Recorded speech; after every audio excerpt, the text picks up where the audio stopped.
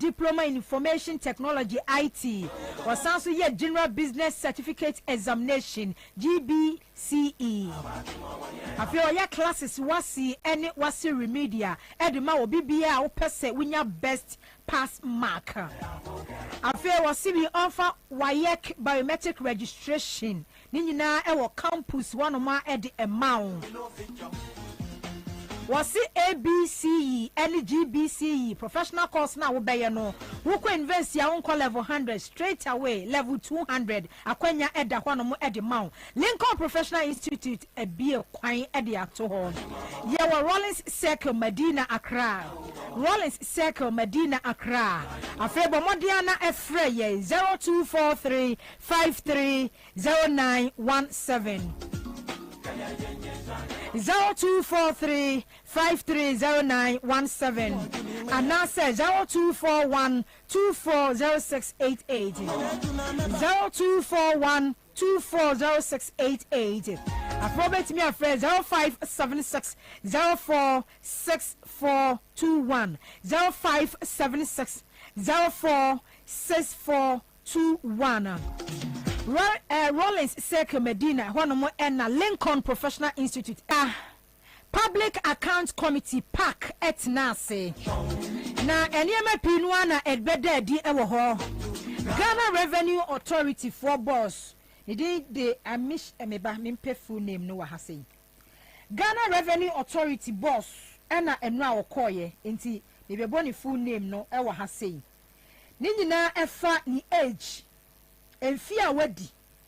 Okay. Enfia wadi. Oh 62 years.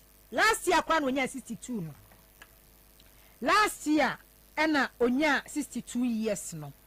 Ghana Revenue Authority boss no ni din wa hamba.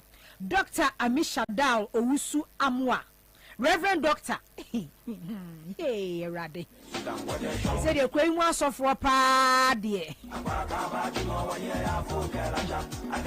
When we are crying on my sounds with the Reverend Cross and Swaka Womudi. Reverend Doctor Amisha Dao, Usu Amwako PMU Ewa Parliament, and Public Accounts Committee and Nim. Na Esembisano kwa swe yi, Nejuma o yi, someone wa. And I call Falba Huntehu. Sam George Kobisana say, "What didn't you say? Oh, you're public officer and do age dear. Way at in the JBN one, and then I was say, oh, bre a struggle and son wobble age. What do you say? Oh, you're public officer. Will be our public domain. Would me, oh, well, there are some certain things I need or personal near ma, own person outer, and who do Fiana or you don't know, Manoma can with them. But our Ghana Revenue Authority say ye bisa o say was answer cry you suffer ya ujina e domwani e preach say you suffer etu de kontomponi na braba de one to kwanta wapan Abraham Asasare Deputy Finance Minister what be your problem Abraham Asasa what be your problem my me say we program pan say na enra ye bisa ne say osofwe Reverend ya o the Bible na wo ba hai Bible so na wo kura ye e take oath say no kura na ba be ka wa ha sei ka wo age a MPP for members o mo wo park so say o mo ntibi da Sam George abom so say osofo Amisha da kwa ko bisa ni age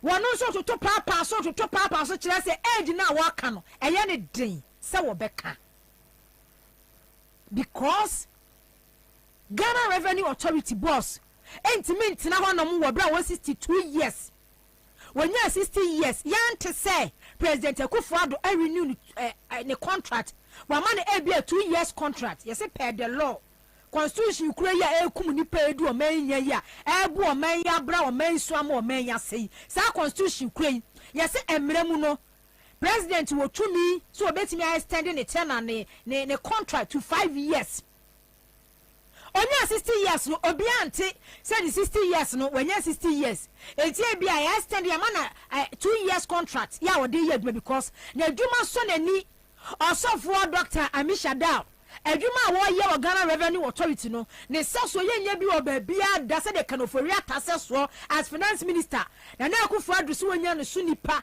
wɔnya no so ɔbɔnfoɔ ɔmanbɔfoɔ destroy your say adeɛ de nto ɔno na nto nkɔ so say adeɛ no na eno na bra osasare ne MPP MPC a wo mo wop a pack so just wo mo tiasia say ye bisa ne say ne age because omunim say ne age ni pia eyenim guase de mana na Akufo-Addo ye hwe de no ekɔ so parliament ne emra jana so wie asoko. Sir, which year did you attain the age of 60?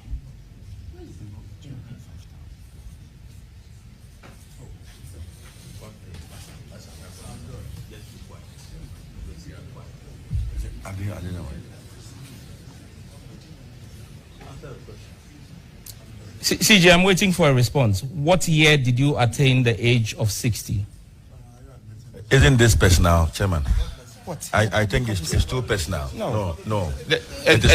Chairman, if people think that this is personal, let me just remind this House and the Finance Minister, the Deputy Finance Minister, that her boss, the Finance Minister, came before the House of Parliament and informed us on behalf of His Excellency the President Nana Addo Dankwa Akufo-Addo, that he was no longer going to be giving contractual extensions to people above the age of 60, especially when their expertise was not scarce. Your boss, the Finance Minister Ken Ofori-Atta, told the House that on behalf of His Excellency the President Nana Addo Dankwa Akufo-Addo. And so when I ask a question that which year did the Commissioner General of the Ghana Revenue Authority attain 60, it is not a personal question. He's a public servant. Thank you. So the answer. But Mr. Chairman, is my colleague assuming? Is he assuming that? I haven't called you. Oh. I haven't called you. OPK, I haven't called you. Leave that one to me to direct. OMC is not a personal question, please. Honorable members, we have our laws in this country that govern us. If the Commissioner General attained the age of 60, he can be given a contract. If the member is asking a question about his age, he should just respond and say, I'm 60, but I'm on contract. Finish. Whatever the finance minister say, we'll take the finance ministers on.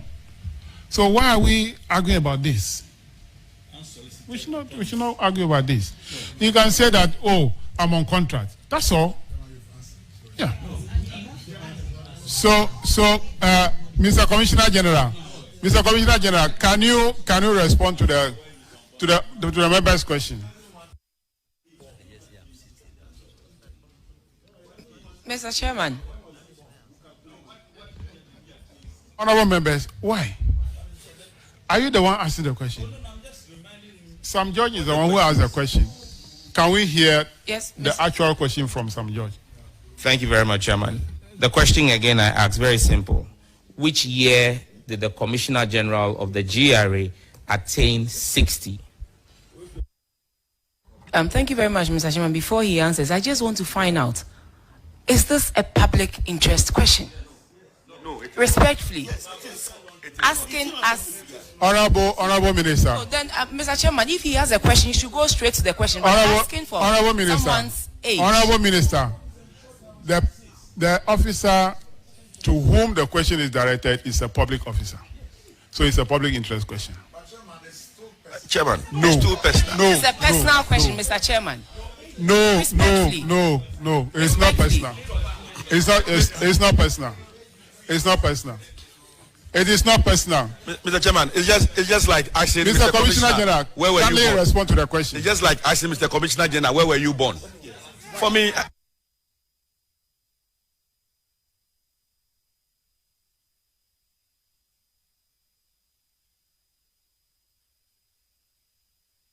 Honorable member, why are you defending the Commissioner General? Nobody is defending, but Mr. Chairman, respectfully, we came here to. Why are you defending the Commissioner General? This is not a public interest question. Honorable members, I'm the one chairing this committee. I am the one chairing this committee. I have explained why I'm allowing him to respond to the question. If you are not satisfied with this, do you want to be shouting at this committee? Will that solve the problem? It won't. I'm saying that he's a public officer. We have the law that governs this country. Fortunately, if you attain the age of 60, you have the opportunity to be given a contract. If he's on contract, he will tell us, and that's solve it. What is your problem? If he's not up to 60, he will say it. What is your problem? Mr. Commissioner General, can you respond to the question?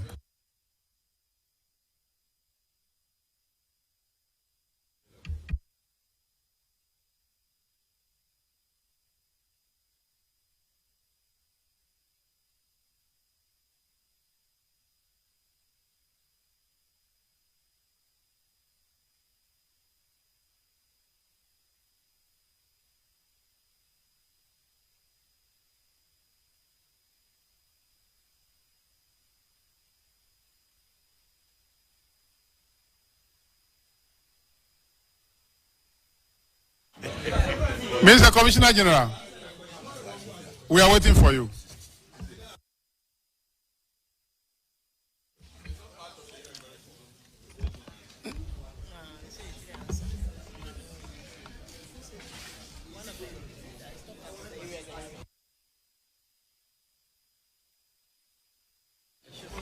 Mr. Commissioner General, will you respond to the question or you will not? Mr. Commissioner General, will you respond to the question posed by the member or you will not? The chairman, the honorable deputy wanted to make an intervention. No, I'm asking. Mr. Commissioner General, will you respond to the question posed by the member or you will not? The chairman, the honorable deputy wanted to make an intervention. No, I'm asking. Oh, let the video flow. Let it flow, eh? The oil no the oil loss of you. Not the deputy minister. If I want the deputy minister to come in, I'll ask her.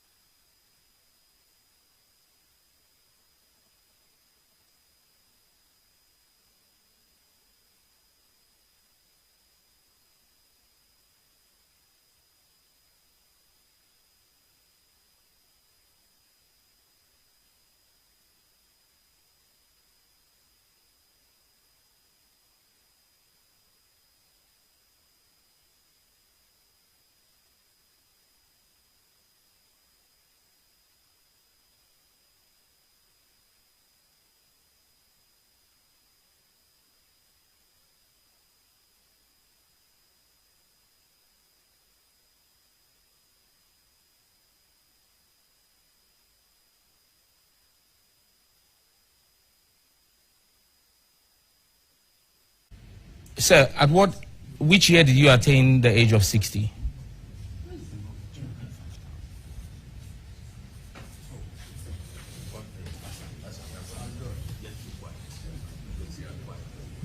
I don't know.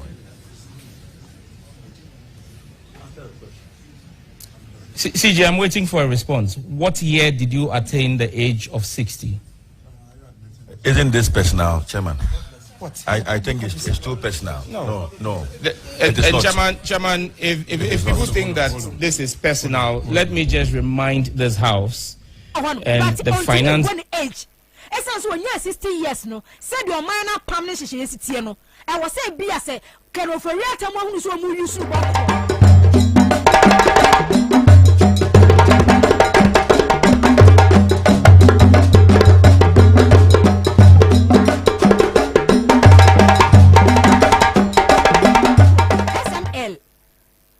SML sir company no timber company na timber merchant company no yes kire say bibia e fa kire say sikasem auditing firm IT num nyina IT num ne auditing bibia no eye timber merchant omu timber enua ho adwuma no omo ye ba kan oforiata ene wo maka bomu create SML aka bomu SML no wey dia papa we na approve ye enti petroleum revenue ya jere enya no at the end of every month biano 24 million Ghana cedis ye tua de ma SML e wo bra wo munya adwuma bia ye de contract ne ma SML no somewhere 2023 June kan oforiata sa twere de ma mo sofo ya osi mi Facebook yusu ya won kan kure ni age want mi mboi ono wo mo na aka bo mu bo kro no osofo mi shada reverend mi shada Jerry boss awie mi wo so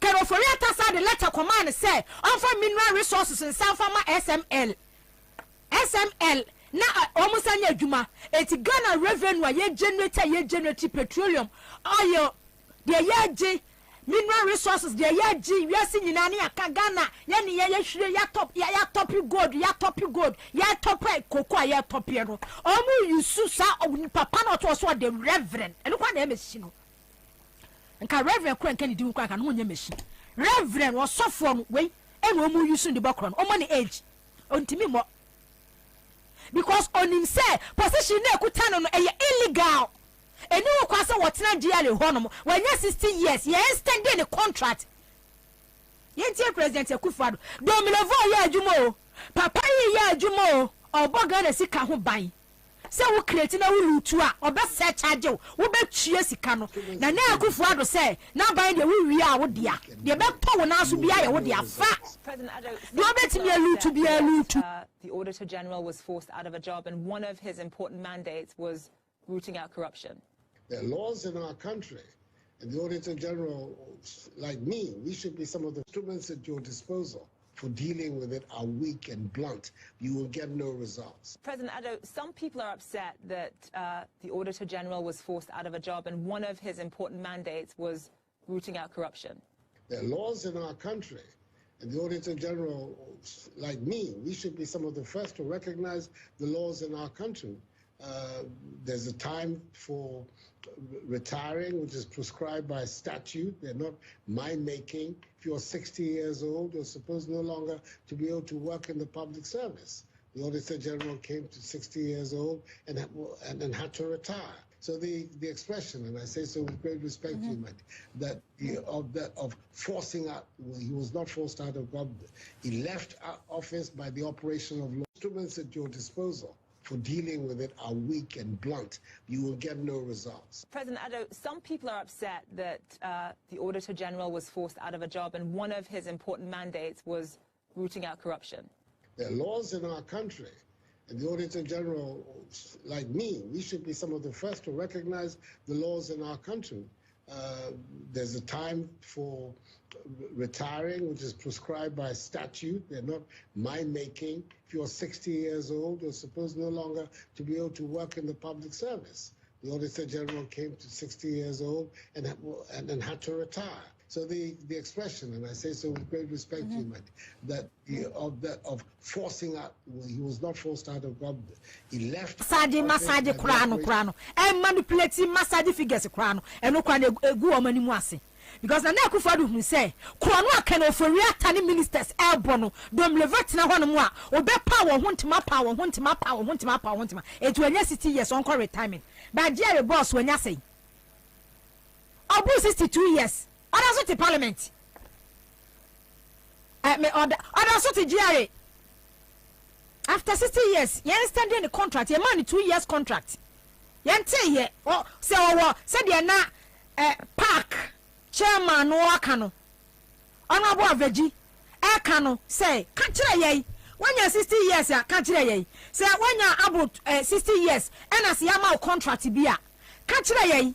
Now be ya bono and force of Mishada went to me and Casa because agenda now almost set no omunya obi so we said you want the hamaka chair me Casa omunya obi so betimi ayusu am manipulate you ayusu krofo papanum krofo kununum akukọ ko school ayibo PhD nom wo otam ni CV no de baba tu animu a kan ofori ata CV no ho na akufo adu CV enu ho so ho yanka wo hunu wa mo a wo hunu se nkofo we mu pa de enumonyam wo manim but oma allow won ho na politicians take them for granted politicians use wo mo kuro na politicians bono okwa various ministries ya enye directors omo na omo yesa accountant form wo no omo directors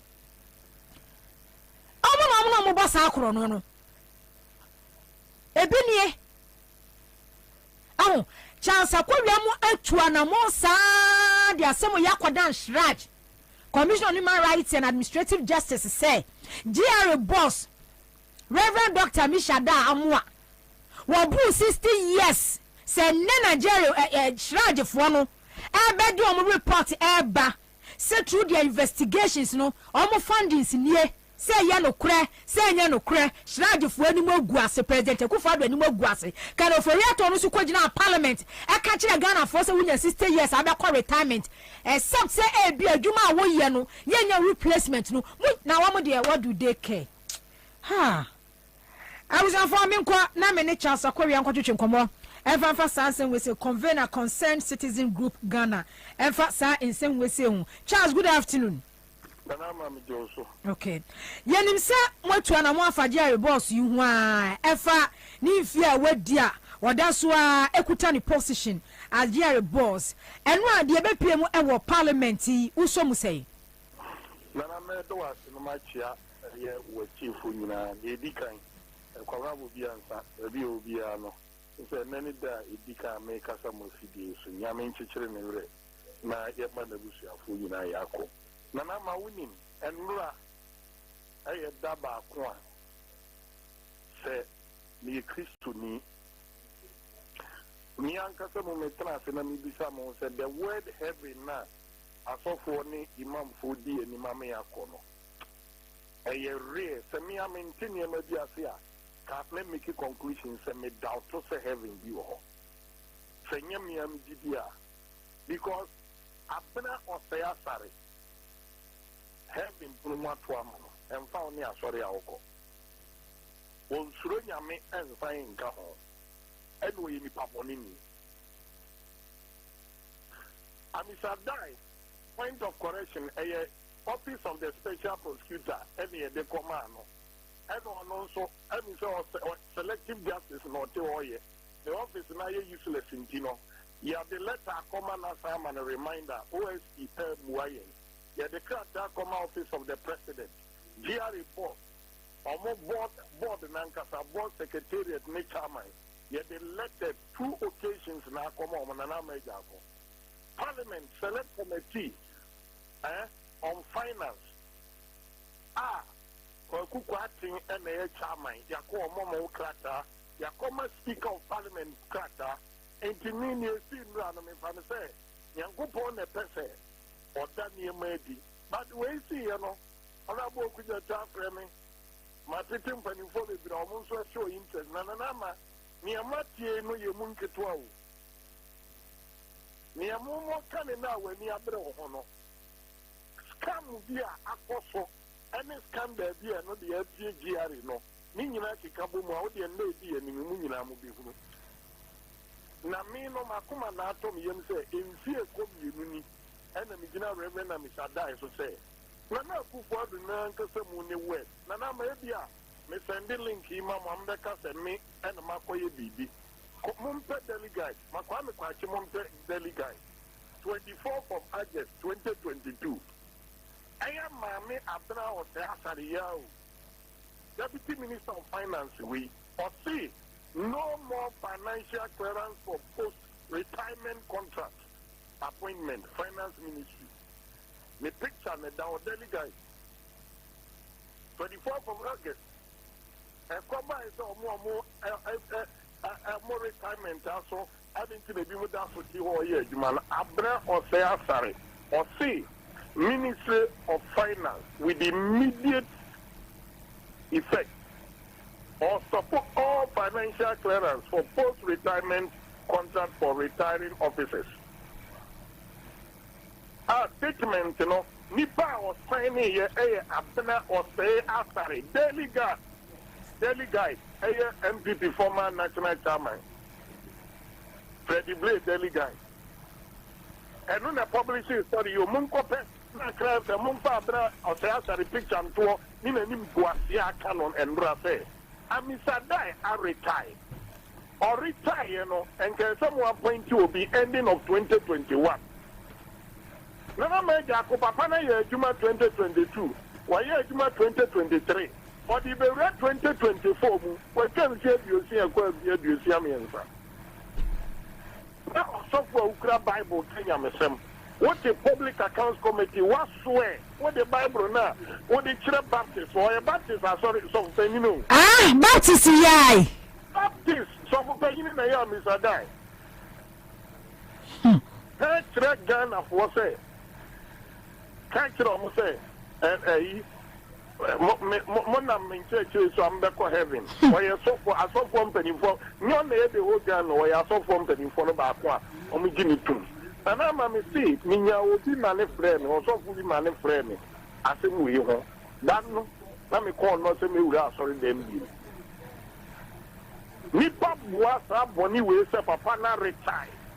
To Melomo, was a no for senior minister. $1 million a crow money. Let me panel, you're calculating liver on coil too. Minam here, Juma, me Dogana, me bought me see corruption and no kind. And you know, my year, Juma to the extent say, in Pesamico leave, I could to calculate the Melovo. Ne leave or accumulated leave at the can ne retirement so on. And to what now sorry. Crack a babonti, Nanama or producers or more you. Kwame, why? Was it date bear? 24th of August 2022, Abra was sorry. And a sign yen was sign Casa granting interview say, I buy approve and TCO Coffee watching about operations of police no been to know. Jerry Wako Pinti Koy, Jerry Waka and Damwa, and now MPP parliamentary candidate, our German South. Ghana, they are things of my retire. I know, I retired 2 years, you know, on the MPP parliamentary candidate in German South. In terms of internal control, or go beyond the Nedia Kubu public accounts offer can be but Charles, okay, 80 Mamin Bisa say 60 years no or hitting 60 years under normal circumstances because me say Debiano say yeah extending the pan contractor officially no omu issue letter ne ba ema nyina hubi onya 60 years no o mama no 1 year contract 1 year contract as no so kwa say twem yeah awura second year my second year no so awie you know, on one to more parliament for 2 years in Unikrata. Ah, any Chianica. And no crash of war, he was forced to admit. Nana Maja Konyama one. He said, Papa, we are supervisor, dear beer. Yankupon fan upon in Channel, Yami, and 5 Channel America's house in which. When he said, Jerry, or more Napu, one call about 3,000 or one normal contract workers. Okay, a big call. Omoko Castle IMF say. IMF for more kind no more regularizing colana employment. Oma employment na more cronies and crown contract na so yan for more nationwide. Boba, let me see how that ya made them bedroom can Nimria, Yawoda, Kila made Yawoda, Miame Pebre, near the traffic near Omoko International Monetary Fund, one must say. Omako seeking clearance from crown employment no man found crown or map on things over. Almost a sound Omoko Flogum. One now for one man or Mabusia for intimacy. Kenoforiata, another Danko Kufuado. Say, no bonny no money. Now we approve as a word area and one some mobile party and I'm over bones. One say, your petition in coin or any beer pronoun for fire and contact and war petition nothing. Any idea dear what you have to from nothing dear for or more rented 9 class as dino, amphibian so irifano will be personal interest in the amphibians or more renew dino a contract. So, and no more than one of no so. Ebina he sacred yes, you will to me. Nana, where you so you be a fat dino almost a renovation. And to me, partner, a dino and the empty, I think you almost a dino. Ain't it said, who should area and that or software and that or software, Yamini Pa or Kenya Mesem. Area practice ya kankai and what pay or no any journalist for. I can have it, oh, dear, achieving the target. Now, Sabina, my clients and Kwame Kwachi, 30 questions a month. Now, Chrena's work 100 as a way in the month. Huh? Kwame Kwachi and Eugene 30 questions. No, I'm saying, examine another Nipa or 30 questions here, friend Kwame Kwachi. Why never go paper now? I'm saying, and I'm a Jaffa. And I'm a 100 a rehearsal. And only yet 2023 so we meet you on Mutawa CD on Mutaget Nana. Why you tell me how better journalist in Miano? No, I can find a number for the senior journalist. Naturally, say, well, yeah, you mentioned such will be mad. What dear man, who has some Tabel or publishers that were meeting the target, you know? And yeah, dear Benjamin, and no crowd, you wouldn't get target to once and cry the chance here, man, and Cassaman show. No one wants some last year to me, and Bobie, our Ghana Revenue Authority quarterly. The only year was sending my man was sending me and a Kufado and when Ghana, there be a boom, there be a boom. So why I see you target if person say last year Kwabena for Shobo 3.9 billion Ghana cedis dia. And I guess a Ghana kwan vat no Kufado so mo dey be Ghana for kwan. Say be yam kwase asem ni abodam sem. Na bi sa say me IMF ni e ko. Any IMF e ko ko e na ko be ye ho adwuma. Ye ko bo sia. Any e bi be da say no. Well, Giara, what you miss exceeding the target, or cost what Kwabena. Eh, what's your brusso over almost $4 billion? Last year, Kwabena, they Nanama, no be Mwame. Oh, me come yes, can just or intimidate free. Conquest and joy, normally at the other. I don't mean the parliament, not much imagine, baby, no mamma macaca. Nanama winning, near Banoso. Many university students are almost say Ghana and Peninfua occupy spaces are or more emphasis on the continent unemployment across air coso. The many man in Mranti or University of Ghana. Many youth will be almost the money and prayer, almost a big conny be bar. On my crowd say, Yamwa Boyano, Yanya Nipa 1,500. And your 2 days are near the GRE head office. Because Nanama. Now, only Papa Nigeria. What can you mo? Between Mr. Yomo cry to the eyes are buying banding Ukrumano. What can you mark what's a public accounts committee? Papa Sofo, what can come at the insane when you're meeting more? Chire a die at the war and the power Juma. Harmless question from Sam George. And Mr. Ade, for lawyer. Wakofa lawyer concern Abra Ansah, Deputy Finance Minister. On one Muslim say 24th August 2022. On one Muslim say Abai approve you. It's in a number making a process at there. Send me a retired police officer.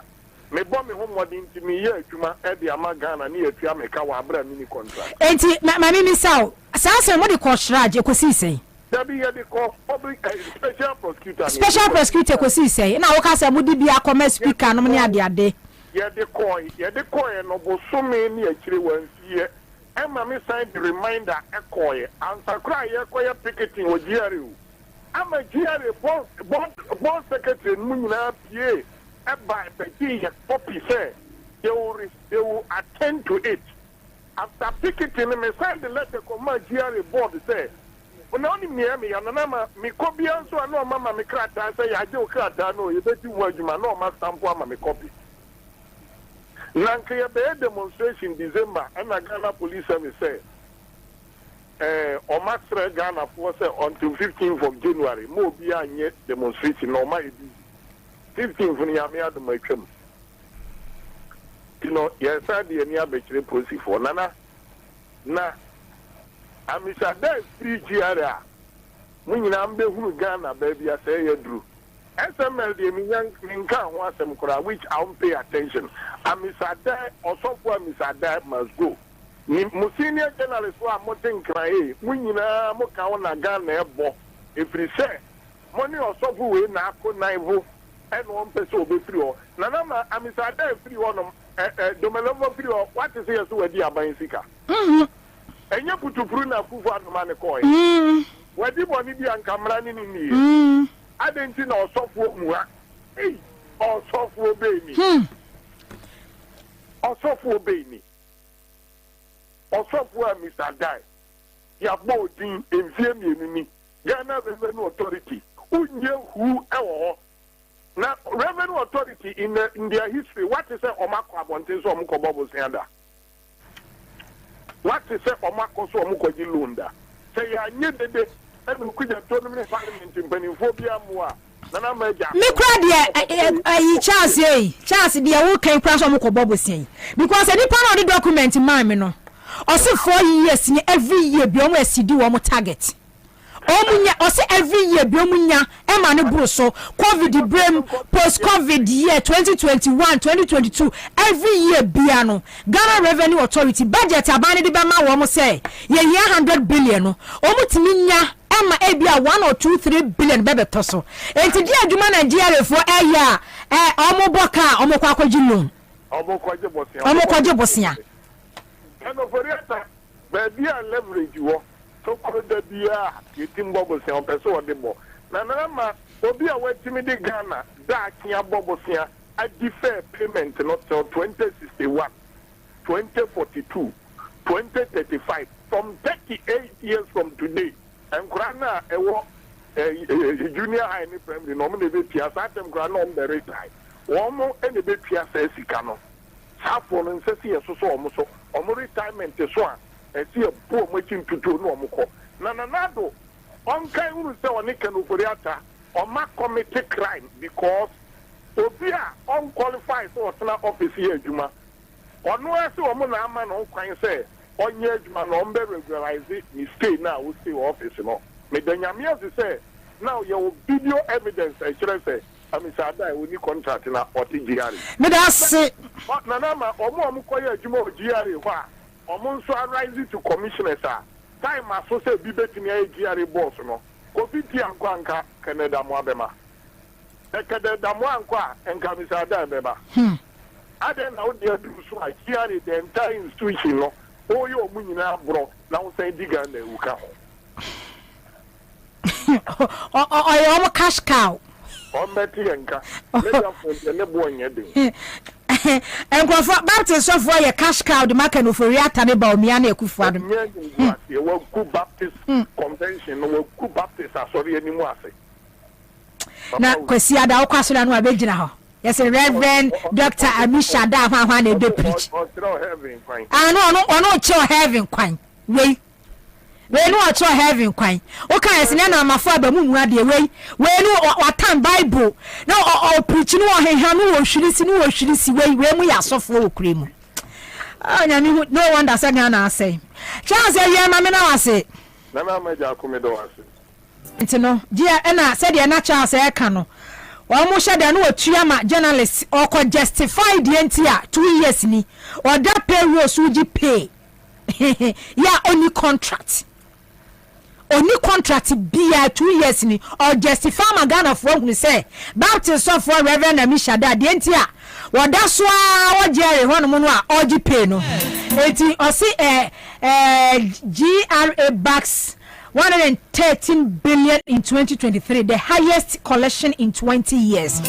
But we say no because obi the document ni nyina ma me quarterly from January, February, March eba or the ebe pim December ni nyina ma me ye kire pass e no say Ghana Revenue Authority 2023 omunya sika revenue mobilization ekosoro pa eshutu kosoro said the okano 20 years ni ebinsida eti Ghana how enye actual tax tua Ghana how enye revenue mobilization said the bi baby a omo kan it say as a Ghana from petrol tua yen pet tax tua Ghana hana yete ne de emu nipa ya dapafo emu nipa ya kohwifo yen pet tax tua because says ka we na make no yeah, or do born of suffering 113 billion Ghana cedis in 2023.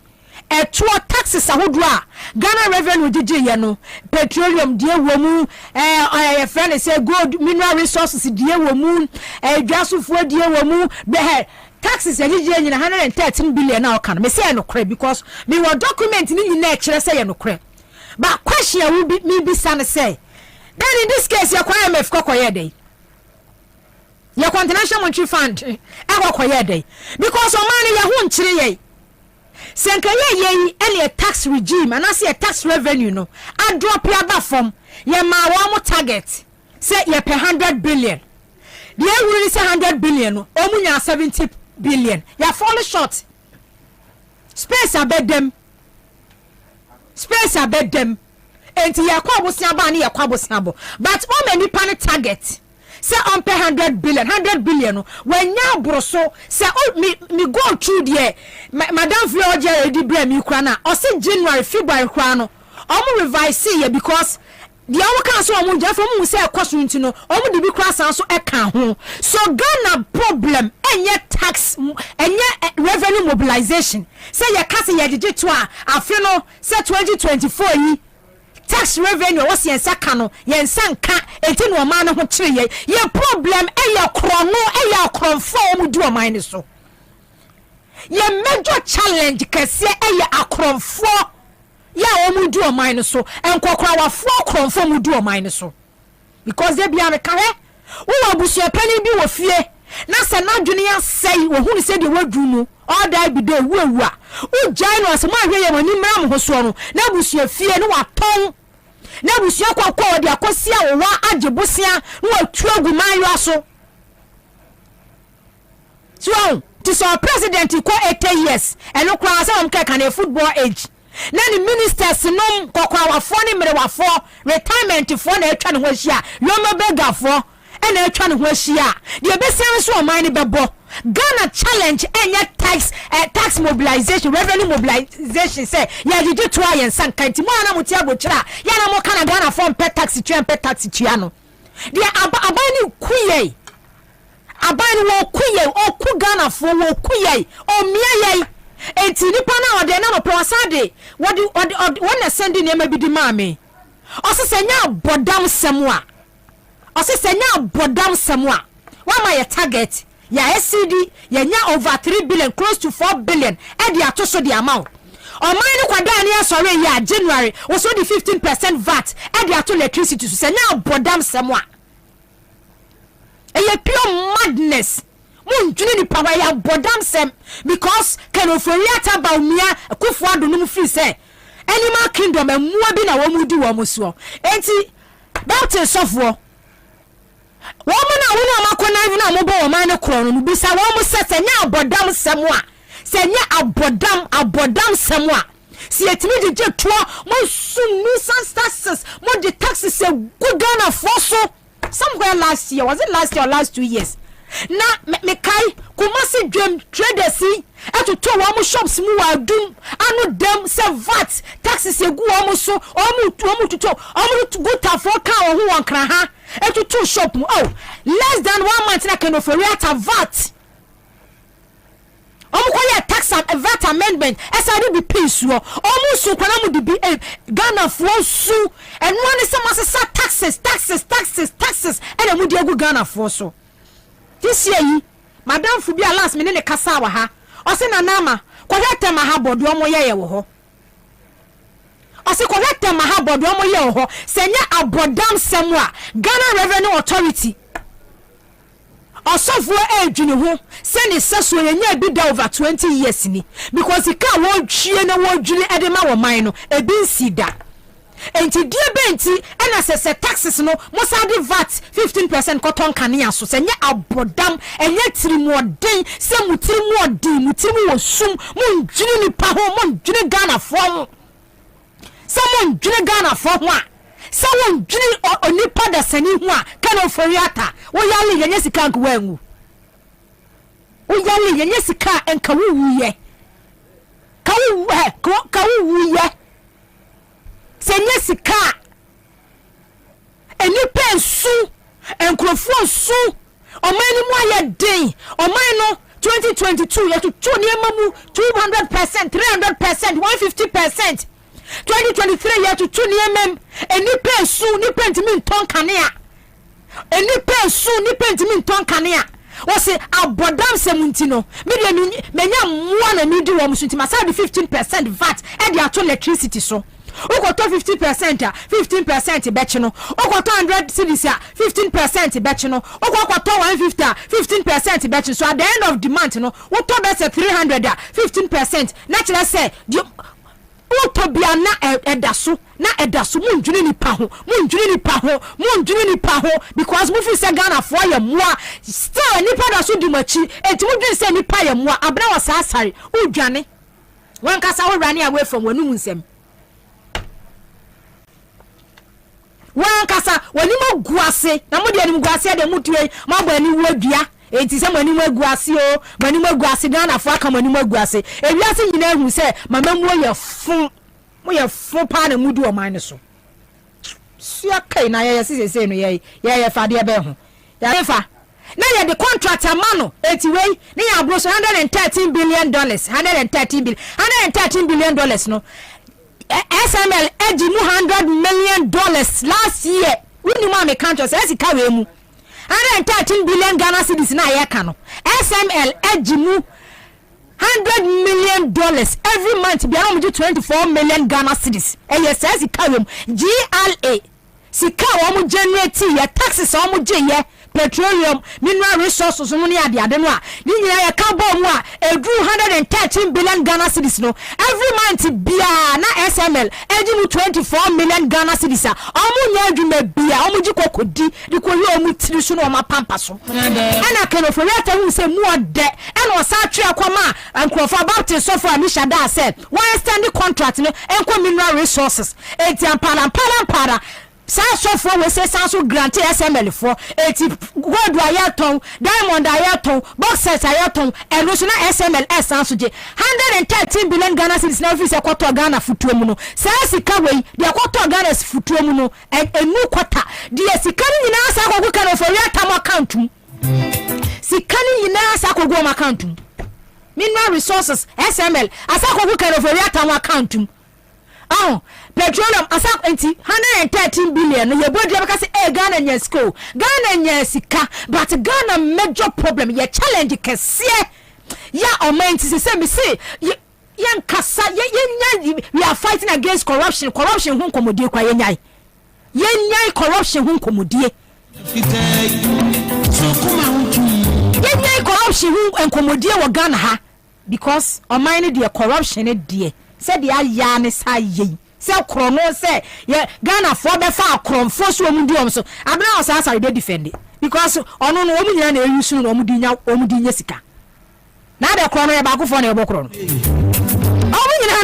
omunyina na eyusu baptist so for bokro no baptist so for nya na hye no omunyina anyo mo hye deputy ministers ni omo hye minister ni omo hye na ne kasie mu nsu de gadu wo kire da kwakufu ado kenofori atasanti be de atuo ni bomti no abusua na omo so ade omo hye bem Ghana yo omo de say Ghana no yo omo property omo dwapade onto yen ko wai encha me ni ona bo sam okuje to abla kwa betwetwe nkomo di revelation aba no se 3 year no wo de fufu oba be bom also the fufuro ba GFA any sa black stars for no ko to mo pa ko bu wo mo pa na Ghana taxes na mo sungum so no e dey na mo dey taxes na yesmagu yeso a muntu atwa ne fancy hospital 7 years na kufu ado si hospital ba ko pekura ana kufu ado wo education minister du twunu a sa mo stem ba ko 5 as a 4 no wa sisi no a na MPP for so pa mo yenkurase for pa ebinum onim se same abuja for same ho ta dwone me as fact omo kwaya as fact bi wo kumase omo du draw atwa so who say videos ni bi na MPP guys ni share on Facebook na say as fact na no kwaya as akwanso ojuju style pa o hweso ka wasem akojini bebre na we hweso ka wasem say GTP no hweso ka wasem say kumasi premier ni a o GTP kame as fact na omukoye ye wo debe kumasi area ho no mu baabi e na omudu draw atwa e na MPP boys no ayi monkey dey work babu dey chop say monkey for na dey omo ye adwuma no na omo share on Facebook say me na say as fat nana na mo na mo ye second interchange an kan be ye dey nana de ma menchia atiefo ne ahwefo na de din kan enensam no doso bebrio meba ho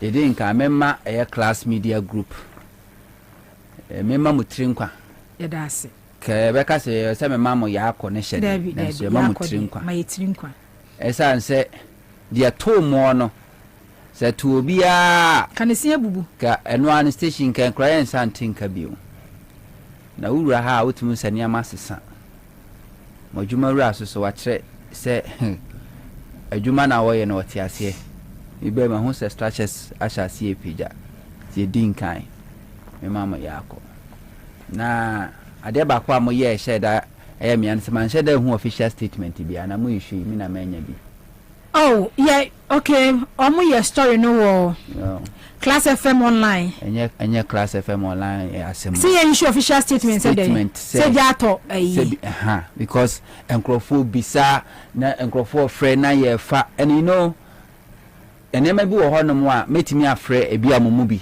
mo betimi ama me details but say ade as a company ni issue statement authority ebi ana me makwa ka asem bi a officially na station in pese bi a ye beka enti amaye ntumi an go forward mo anye enti na more fire okay fire money no dey metwasi because enkofo afre ya the only contact in so na papa mo pa won say we adwumani wa ha we presenter but situation like this no you are not mandated no media say na adwuma ye wo bi a na say say the be ya won konkoncha ni na any information about management in ready. I was patiently waiting me dem kai ani so my sister station ba kwashi na affect Accra FM and I may yen sa more fire and company we professional one some answer na be obi aboa me information bi am bro so from 2017 to 2023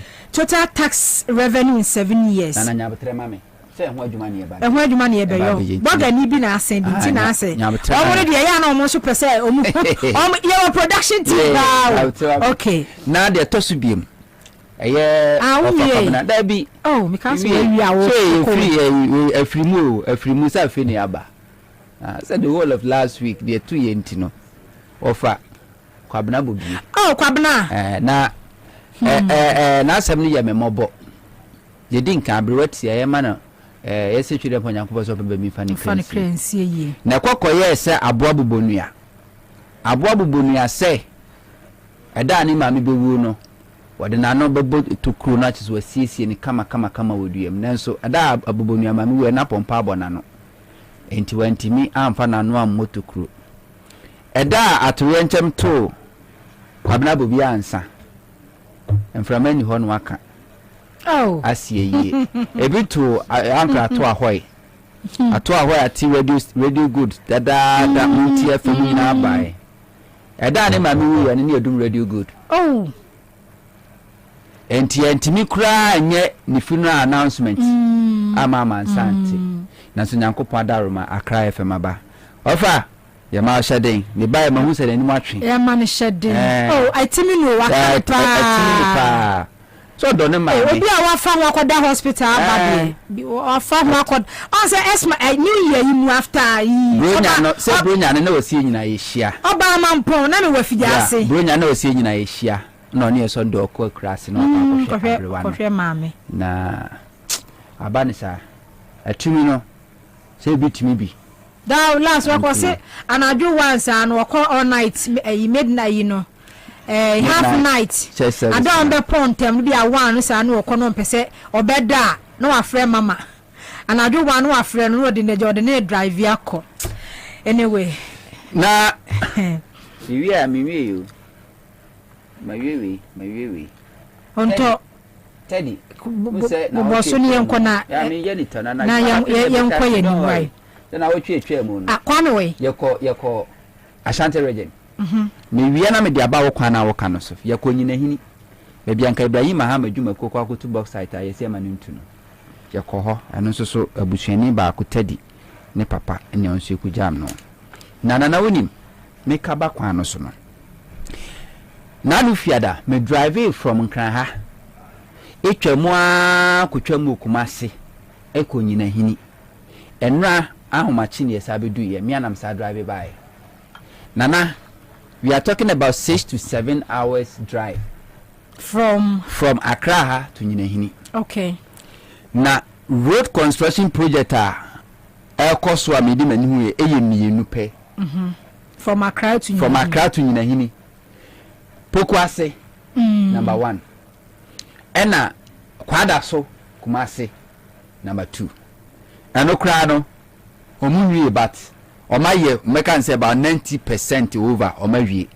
But baby wo hono ma omonye but contractors nkra new kwada so enti driving from here to Nyinahini only 2 road contract a construction project anana biso hu dodo say anana ye catch say Ghana year of roads 2019 e declare Ghana sa finish say year of roads meboa 2019 2020 2021 2022 2023 2024 6 years na what drive nyese akwa na ya ye dada wodi fi Kumasi ko Nyinahini wonam sa akwa no so your first time no anhwe anana portal car ebe meni go portal mu this long distance in the name of year of roads no only 2 ena ye from distance who can say Ashanti region makutwa asphalt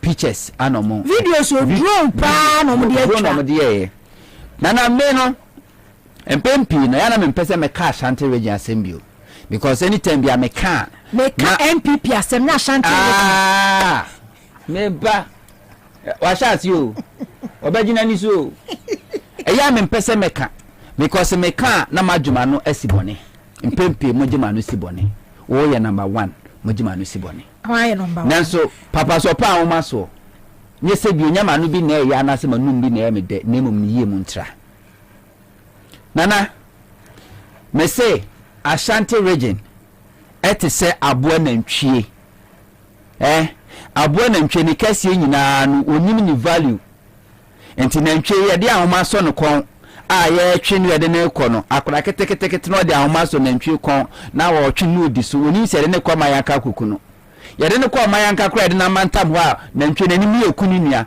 adwen bi ama ntim so onyi sina ho de na won tinwane na ni ba na wo so no so ya kyekere ne no na ye sikanda ne minimum ayekuno saa na Ashanti region akoye Ghana ha region nipa wom eba na bato pa ye kan wasem Ashanti region na no registration ya electoral commission ye kokohwe Ashanti region etwa Greater Accra. With that Ashanti region, MPP can never win election in this country. MPP as a political party will not exist with that Ashanti region.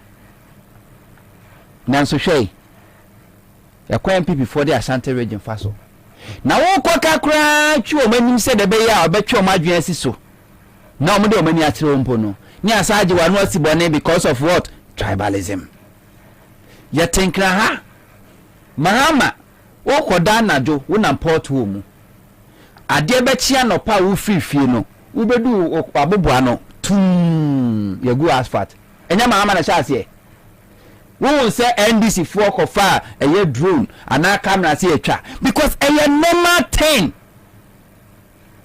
say wo kwan ya upgrade no eye normal thing say mahama ekwan bi asani akọ upgrade no ana say rehabilitate ye wi ani akọ commission ebi si da one the NDC but and MPP ebi si enti enye mane nyo wa say MPP for be kwa kofa drone akọ kumase ekwan a asai na ye de overland asphalt overland akọfa so no enu ye a whole project.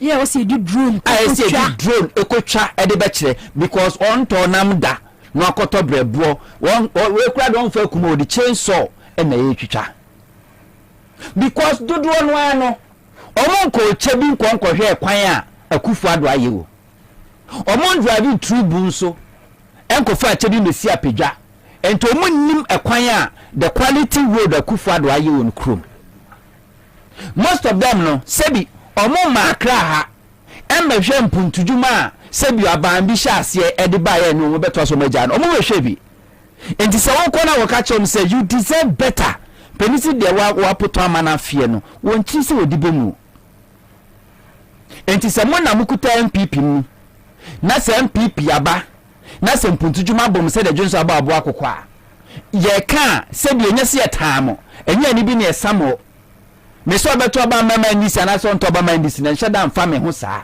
because one to aba mama ndisi brother ndisi ba weni ndisi weni ombelu so mulusu but it was simple to juma ekwo Ashanti region entisa akra ha wonam kwamu a traffic chi a you know say utu cars esi me free ha akwa denta na metimi anya alternative route more than 20 metimi road mu a me fa me road me kwa kosi adenta but Kumasi is not like that.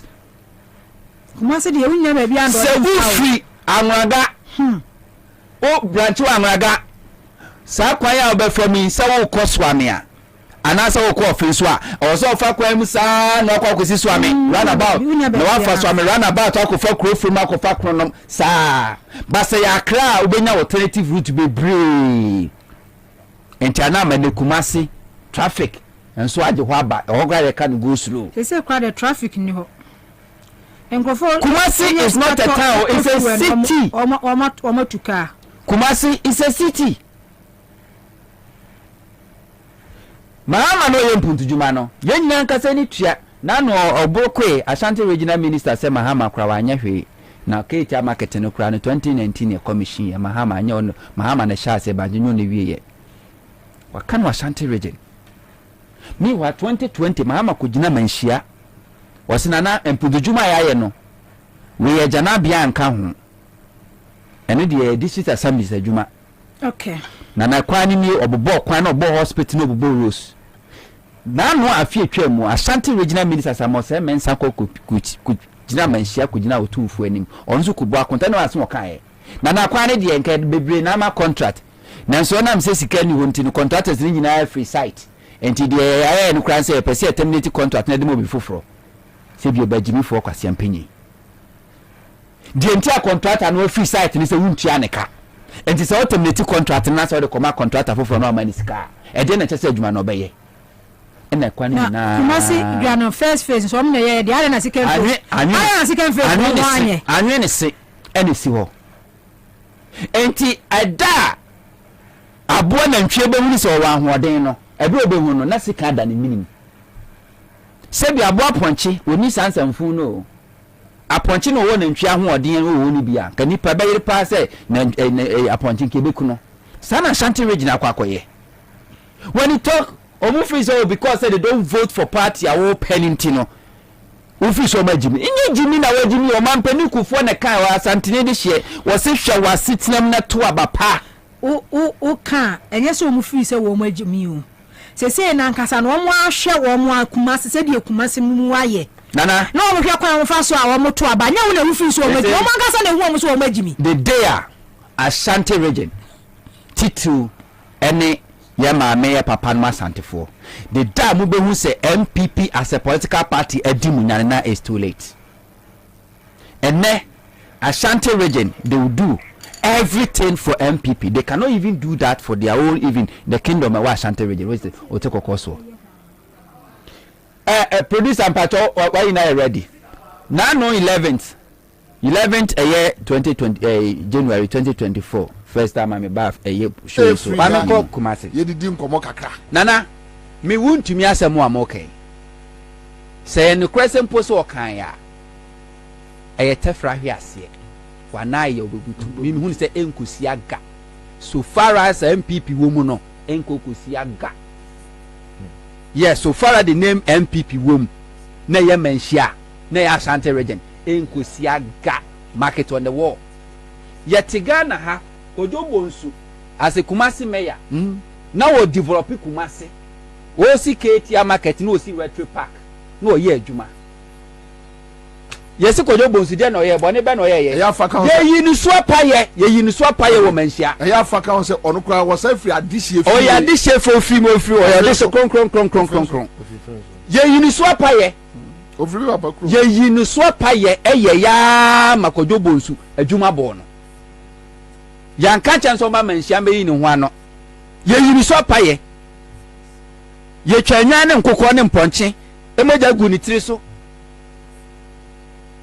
odike asema okoka ye ya nsema odike o manhia ye twa na su emodike adwane fi asante mantamu ebebo no wadwa won kran for some months and na oko ya invite no ya nsema no because odike won belonging to MPP kojo bonsunye MPP identity do want to me su dia muntwa dwan we asema say invite no maneba ye twa no su dwan adana muntwa no su dwan mo fro kranga word be ko adent yes mo pekra ye betimi atwa de ase ewo adana muntwa no su dwan we twa de ase be that is the hypocrisy we invite no man wodi kedia ba no man kwa so nchirechirem no muntwa no su dwan twa no su kojo bo su ma na nchechi muntwa no su muntwa mu yin so apaye that's not fair wodi kedia no omo tunza frɛ no wa ma no mo yes no but I was against the course no listen no that is not the issue ya invite no omutwa ne trisu dwan sana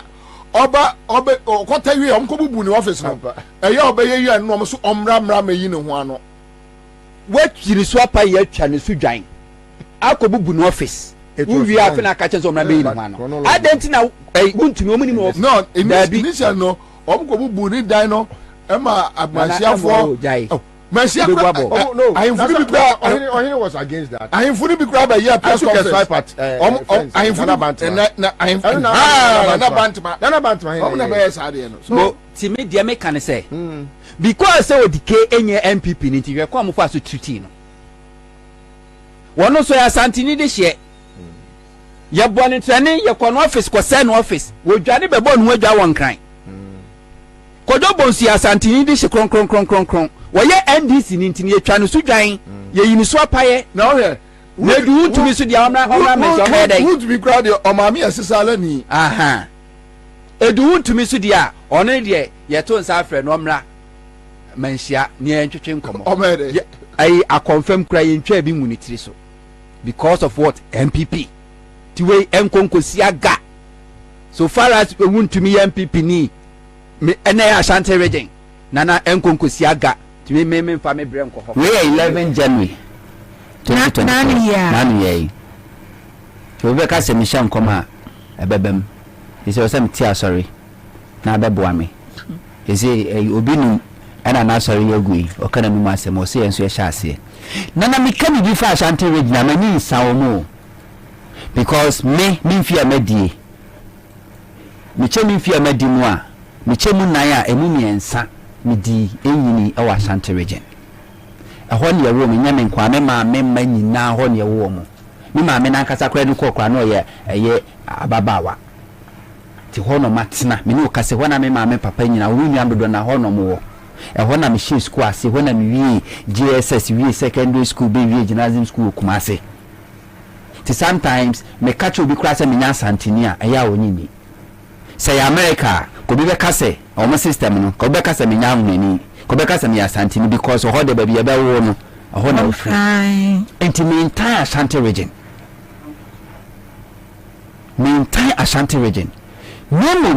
nana Asante region sum MPP say kunya kese no kwanya no mo sum MPP anya no kre enya kunya kese yo me kasa wi a wo de so wo de anya no kre enya kunya kese no mo sum MPP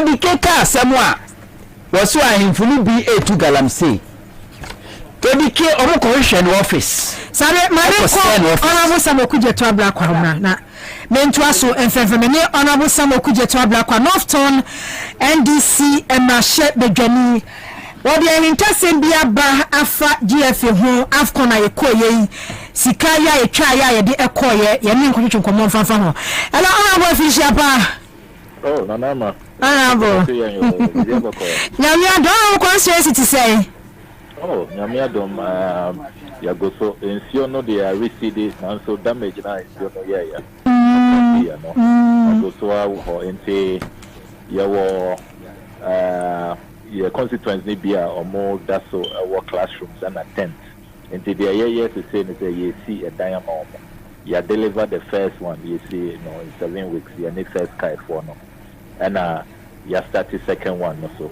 and also you be in the next few days you be commission and chebia now you're moving another 300 this time you say you prioritize in paying for the aged and the fiscally challenged because you are here building no disability friendly into yagoso nkakra because you see you be trying abanya minkofo be to not tent ni mu ache into yankasa ye boaboa ya ho into pese me salute Ghana for na me bo mo aba so mo aba abepua ye in diverse ways and ye Ghana for anka ebe din pa into ye da obi bia ase enti already ye beba ye nkomo twetwe na nkasa so but ya start ye free word ye nto so kakran fam free one mo ye nya ne nti ye say ye Ghana for first sky fi sande na bepim sande no aba no so dia no waye wato foundation bi ya we frase a wo ye bibi kakra bi abo a manfo oh foundation there say wako too much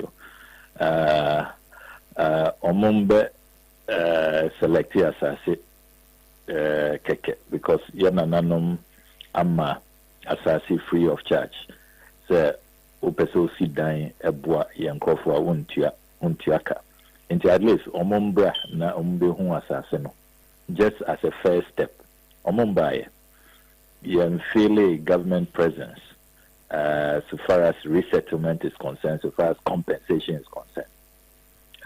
The last time you take government in Kenya allocation or more the two budgets anymore, the 2024 budget parliament approved here.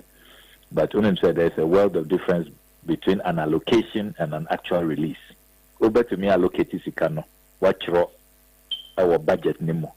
Now so one release here, to me.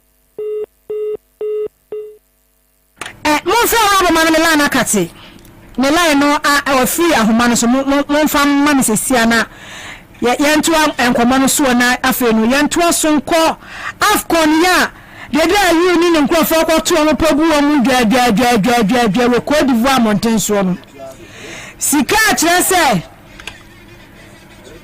na any feedback way ma bi on kire se eliama waba okay ebusanfo na basaba ela honorable yeah sorry line no ekatiye enti yento so fefe ni se kenoforiata ko parliament 2024 budget statement ya allocate fund bi ade kwa akoboa flood victims no na uche mutu asoma ye yeah enti na me chemo say there is a world of difference allocation different from say ya release sikano enti allocation na the yenim parliament approve but say omobe release sikano sikano aye project bi say ebia na minister for works and housing or babe katisod na omo award contract na omo see a dying ama the displaced people no and see when you na see I mean we are still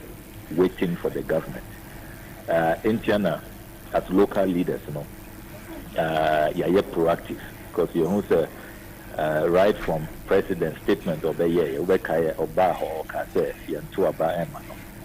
it's about votes, I will not be here. Right from that statement, and you say you see you bet change Akufo-Addo Bawumia government where you are disappointed your constituents until you set up a foundation called the Accountability Elders Council. Donations meaning I buy or be account edit to more. I'm not a signatory to the account or no more signatories. Donations na abba and all these interventions until OSHA all the interventions, major interventions now cost young kasana ye boy students now omo stranded to come back to the universities, 50 of them yana ye tia omo school fees and ya buying teachers who were affected omo journey ye call a cry be call Kumasi yana ye raise funds the tia omo rent 6 months rent 167 teachers Efra Musa almost the Chimbra yana ye Oko Method St. Kivito Secondary School, which was collapsing because 8 weeks as a component students could not return. Yana to me you see first house no and I relocated in Crawford no more and renovation Miana me renovation Miana me painting. Schools ni nyina wana wo renovation painting ni bibia. Yeah, Miana me. Na education minister eba ho no ba dey. Oba ho oba share bo say enche ye beti omonka. Ya trends it's been about 2 months now. Anka ye train omo anka school no be collapse because they see and it's a headmaster ni education director be whom it say awofo no seek transfer of their students or more per school for ama or momba into Yanshia school no be collapse. We could not wait any longer. The raise of parliament, the prime minister was phoned to several times. He chose several letters, but the kind of lethargy, the kind of ambivalence, no urgency, no sense of, seriousness and importance. And largely, Yana Yaboya, VRF say almost after the few weeks of my withdrawal. Earlier now on buses to transport the school peoples from the camps to their various schools. On my withdraw buses meaning in Siona now more provided and also no they have withdrawn those services. Year and year talk into water tankers to the various camps. It's like we are on our own. And what is really shocking is that same way see and yet me constituents and a year be to warrant this. Nobody invited this upon themselves. Yes, VR4 Omankasa admitted say Omam Spillage and Kadam no best say we will not have electricity as a country, so they had to spill. We can discuss even how they did the spilling, because other spillage on 1 year between 1968 and 2010 was not this catastrophic. It was not this devastating. In Tiabanisen at this time, spilling now was so destructive. But the point is that our people are bearing the brunt, so that yabenya electricity. And after these sacrifices, is this how you treat the people? After all these sacrifices they have made. I mean, according to NADMO, 1,500 houses, the Bubu has said, almost 40,000 people displaced. And where do you want them to go to? More livelihoods, more food, or more property. Bibia. Now, committee na President Jeremy Kakwate, chaired by Chief of Staff, So committee the young can handle better. I had almost me about Honomo. Aba engage victims. Aba ready a course or Honomo be free mwaba. And I said, and one see a dear, I see a tea committee, and one see a one NADMO coordinator, and one see a what DC. And now one of my constituents were DC in you. Oh, dear, what DC is, but interministerial committee, no, yeah, channel. Last week, I'm a free regional minister. So, interministerial committee, no, the Ben number, but yeah, channel. No, was our friend. Committee, I see at it, yeah, interior minister, defense minister, local government minister, no, when I was our friend, almost at the Ben or Mobeba. So, one will be the more month for one, so was in dada because flood is see, 3 months to create them dada.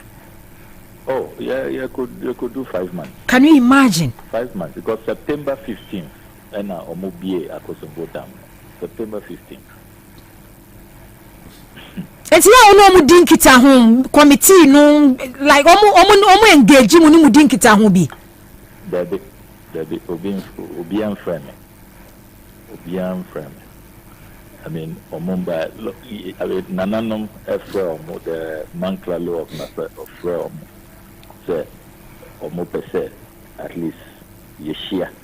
Omokache, Nananum say, we are interministerial committee, interministerial and chiefs committee. Wow. We are ready. On Beba. And we are still waiting. Into the level of insensitivity, the level of carelessness, no, incredible, totally unbelievable.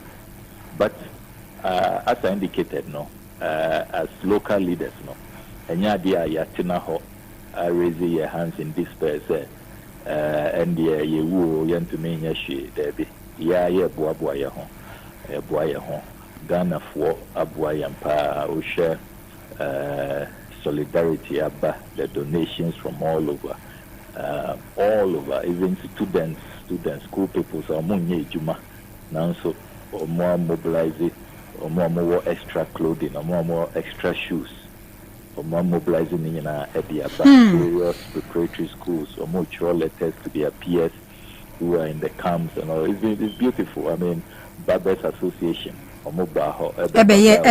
Juma. You know, Chief Imam Abaho, Abaya donation for the building project. You know, Reverend Sudanaba, Assemblies of God Women's Wing, Global EP, the Catholic Church. Last Sunday, Archbishop Bonaventure, the Accra Metropolitan Archbishop, Obaho, Abaya special service for the victims in the Mefe camp. Ghana for Dudona and that's what is keeping us going. And we will keep doing our best to help our people. Yen Kase buying and neglecting yen, we will only be complaining there. Even though we don't receive the taxes, nobody pays taxes to us, but we can do something. Sir, Abano Aja, the Odan what the car catch them someone to Abama Nuntino. Yeah. Intino. And recently a confi or repeat here. Who said 1 to Abama, which is so wrong because your taxes no waje. You vacated your land for the Akosombo Dam to be constructed, the river to be expanded and all of that. You know, we all made those sacrifices. You know, and those sacrifices and I have why you industrialize as a country. Who fear, you can get electricity. Okay. The people who have made the sacrifices, no, this is how you are treating them. So the secret is out. If Black Stars AFCON budget, government GFA, one more agree, $8.5 million US. Ghana cedis more, 105 million Ghana cedis. We hinta sample fra wo de ababeto edwa. Chiremu kakra maye. Yo sana tiefo nyina enim no. 2023 AFCON we koso wo Côte d'Ivoire. Budget no. Ghana government budget about the year to say nuclear code ababeye the world's most kept secret. The parliament, ye bisa sa, almost you finalize it, almost finalize sa, and parliament, ye rise here for the Christmas break. We couldn't get the figures. Almost ready, almost finalize it. In Century for abisa sa sports journalists, I keep reading. Latest response a few days to the tournament, almost say, okay, Kwaba, Koba, now mama your budget. Very shocking, because budget we know constitutionally a public funds, you must bring it to parliament for approval, and now you go and spend. You don't go and spend and you say later no, and now be disclose it. You have breached the Constitution, you've breached the Public Financial Management Act. In addition to that, Miniaba, mostly more Kwaba, more buy how many days now? The more you know, are wrong, and so more cost spending as an more be disclosing. But let's just accept, sir, this is how low we have sunk. Yababa jungle. It's just a useless, system. And mostly more Kwaba. More buy how many days now? How many weeks now? The Ayatine say you are even incurring more costs, more committee. Mostly more compare coach Fufro. Instead, Mube apologizes to the Ghanaian people. Now more accounting on how you have spent our taxes. No, you are bringing new bills, fresh bills. Say more compare coach Fufro. And no man may activate the oversight and investigative prowess. Say in Kofu, whatever they are hiding, no, we will get it. And Nyamiadom, ya secure documents, no. There were multiple documents. They are in my possession now as I speak to you. First one, Enabede Toja Endra, which reveals Ministry of Youth and Sports, Omuchro Krata, Ekoma, Minister for Finance, Kenuforiata, on the 2nd of January, a few days to their departure, stating, at their meeting in November, Omunyana Omu approve budget. So budget no more approving no, $8.5 million. Incredible. $8.5 million. 105 million. And it's $8.5 million no. Omope initial $5 million. And it can offer unreleased $5 million. Na time na drew. As I said, Omo La Côte d'Ivoire. Now, this raises a number of issues. Eddie Kine, sir, $105 million, $8.5 million. It ought to have been approved by Parliament. Ansah, they go and engage in that expenditure. It more violated the Constitution, and when Parliament resumes in the next few days, no, some of us are going to take them on seriously. There ought to be sanctions. Number two, sir, $8.5 million. Even if Ghana, you lifted trophy, no, AFCON way, prize money, no, where we need one lifted trophy, no, Sika CAF debe mao, Sika FIFA debe mao, a year, $7 million. And we were just going to make losses. Meanwhile, as we speak, Ghana go through unprecedented economic crisis. Menkai timer yako tournament in our history. Yako tournament no. Ghana financial haircut, debt restructuring. And see that because this is the first time in our history debt restructuring. Even pensioner bond holders, menum, papa mo juma for 30 years, 40 years. They can't have access to their pensions, their life savings. They have to go to Ministry of Finance to picket. And see that this is the first time. Menkai time a year tournament. Ghana, declare bankrupt. Say a car dino yentumintia. So we've been declared bankrupt. We have been downgraded. Osha downgrading Nina AC. This is our lowest in our entire history. And see that. Standard & Poor's for downgrade, Fitch, Moody's, and see that. In addition to that, OSHA problems are your war as a country. We have just been discussing, say, all the problems from the floods in my constituency. Abansi omunisika, ombesi dine. Abansi omunisika omudebeye renovation. Bridges that were submerged. Bakwa collapsed recently. That has caved in. Abansi omunisika ombe. Yet all of these, reconfiguration, reconstruction, and all of that. Many cases is here and chair. And more than 19 people lost their lives. Ewa Kolebu. Because Abansi Omuni 4 million cedis. Just 4 million cedis for the renal unit to save our dialysis patient. And you don't have money for all of this. You don't have money for school feeding caterers. Unisika for NAPCO for our pame omuso munkofie. Untia omoka. Allowances. Untiaye. Look at the state of our unions. University lecturers are up in arms. Usi unisika. And yet, you can come up with 105 million cities.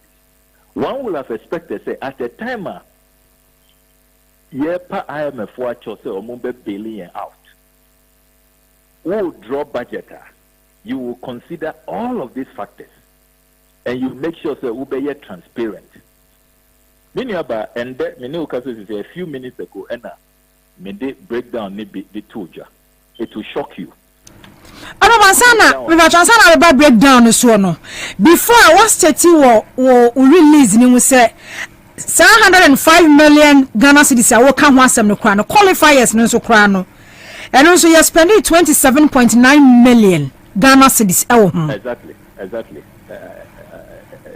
Very important. After so almost spending 27.9 million no, and almost requested additional 105 million for the AFCON participation. Exactly. Good sir, what be question because some people are lumping the two. Homogen say 27.9 million no, 105 million no, and how do I say? And come on, separate. Into 27.9 million no, qualifiers.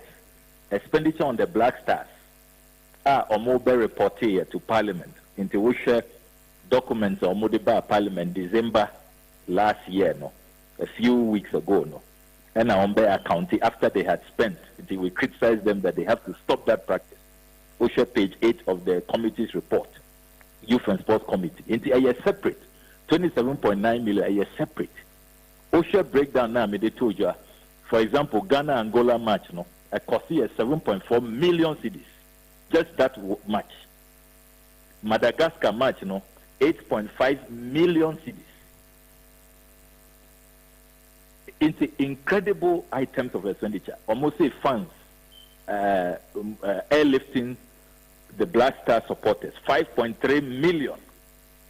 I know you're separate, 27.9, and you're separate from the $8.5 million, another 105 million cedis. We know AFCON tournament, just this year, January, we are the budget, Say, which say 2023 no ankasa GFS ka almost spending your Black Stars one and no dan chain and some qualifiers 27.9 million number and some every question so the 105 million Ghana cedis no so aba. Exactly. Hey, no, when I say I am a free because I agree with you. And because who compare say a country like Namibia, Omoya dear Chenyeng, our tournament, Omo budget $1.1 million.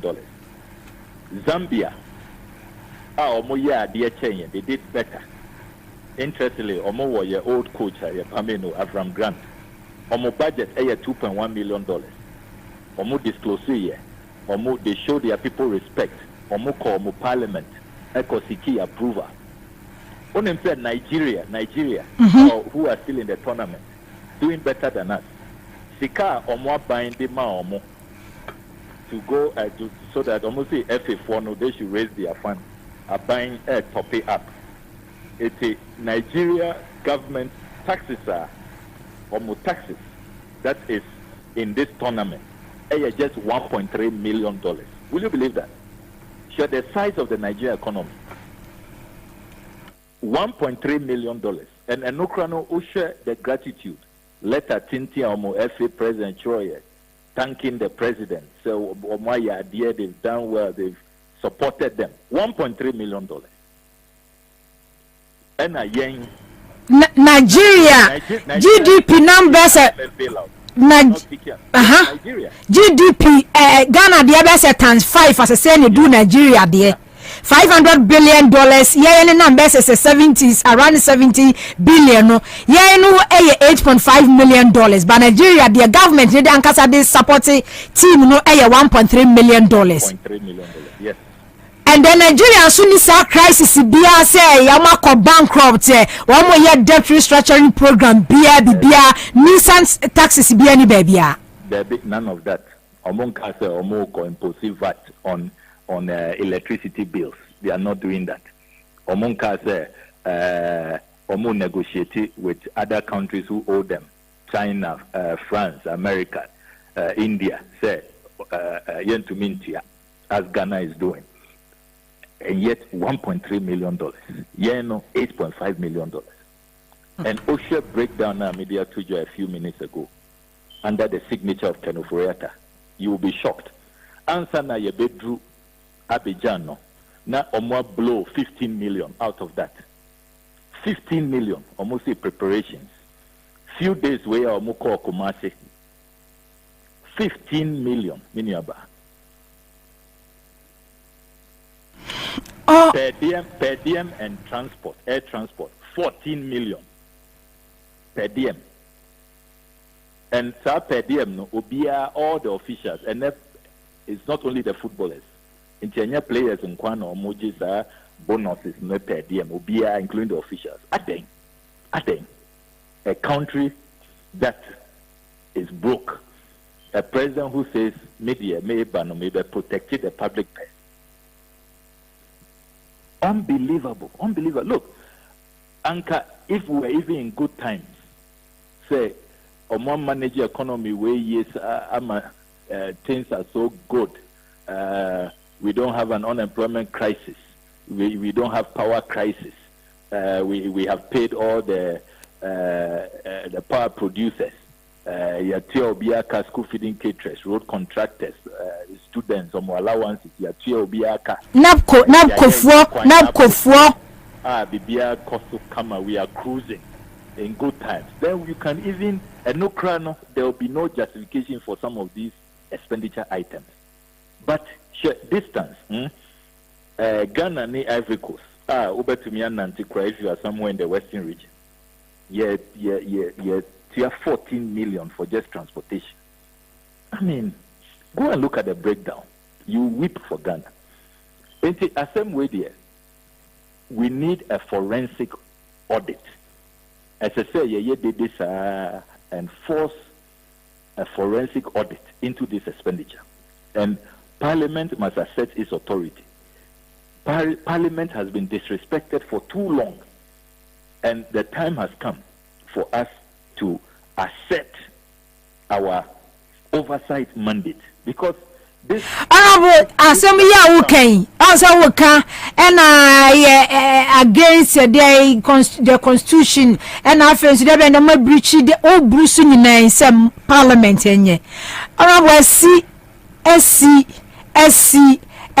eba the Diana second of Riata en Siaga.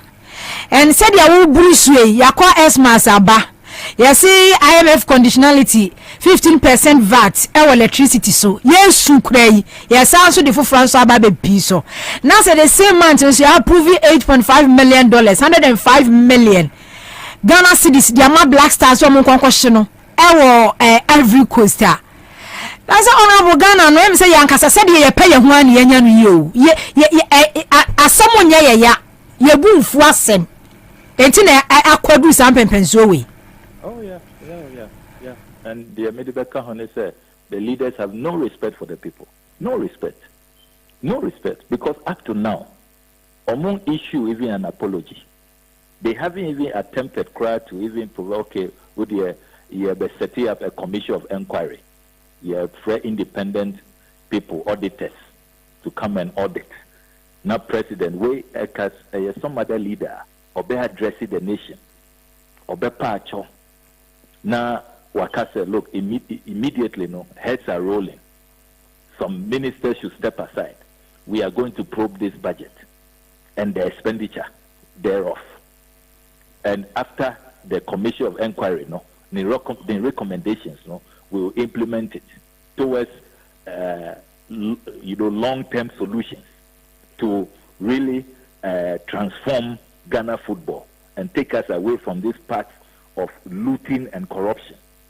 That is what a leader or respecting the citizens who cares about his legacy will have done. But we know Omunyana pretending they will not even apologize to people. No remedial action. Nothing. Ana Ghana for kwa ye omo chopper na chopper de say sika wo memu pa say ya na say oxy yen send 15% VAT pa on electricity a emu oya na flood de si enkofo bibia bo wo mo bepem sa amiri eh abato hu wonsunsan so pa o seriously abato hu wonsunsan so na bo seriously enti say no ababa ye clear adentina obia bisa budget wo hin o blaster budget wo hin o blaster budget wo hin o mo see there bida o mo release enti it's very clear actually say the omo yen omo nim say the omo yen enye eba bonten a they will be embarrassed omo to mean defend omo nim enti say wunima adena wo ye why are you doing it? Because Bible like I said there is nothing that is done in secret that will not come out.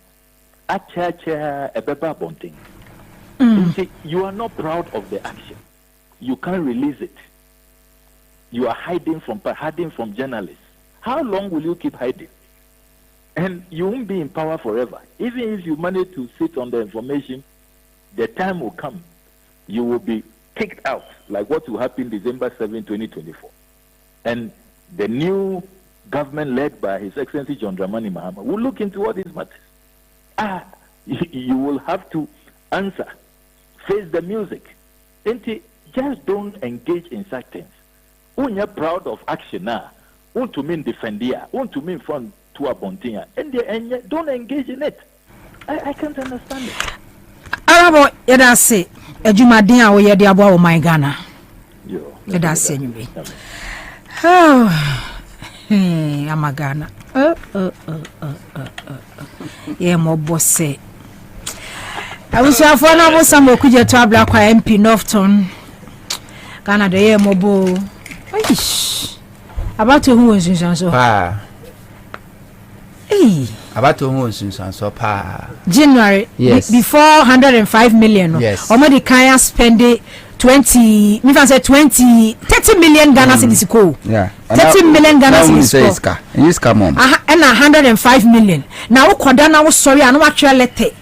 Akwo modamwa. No atwe letter de akwa ma ECG ni net ko say wo di 15% VAT say wo modamwa.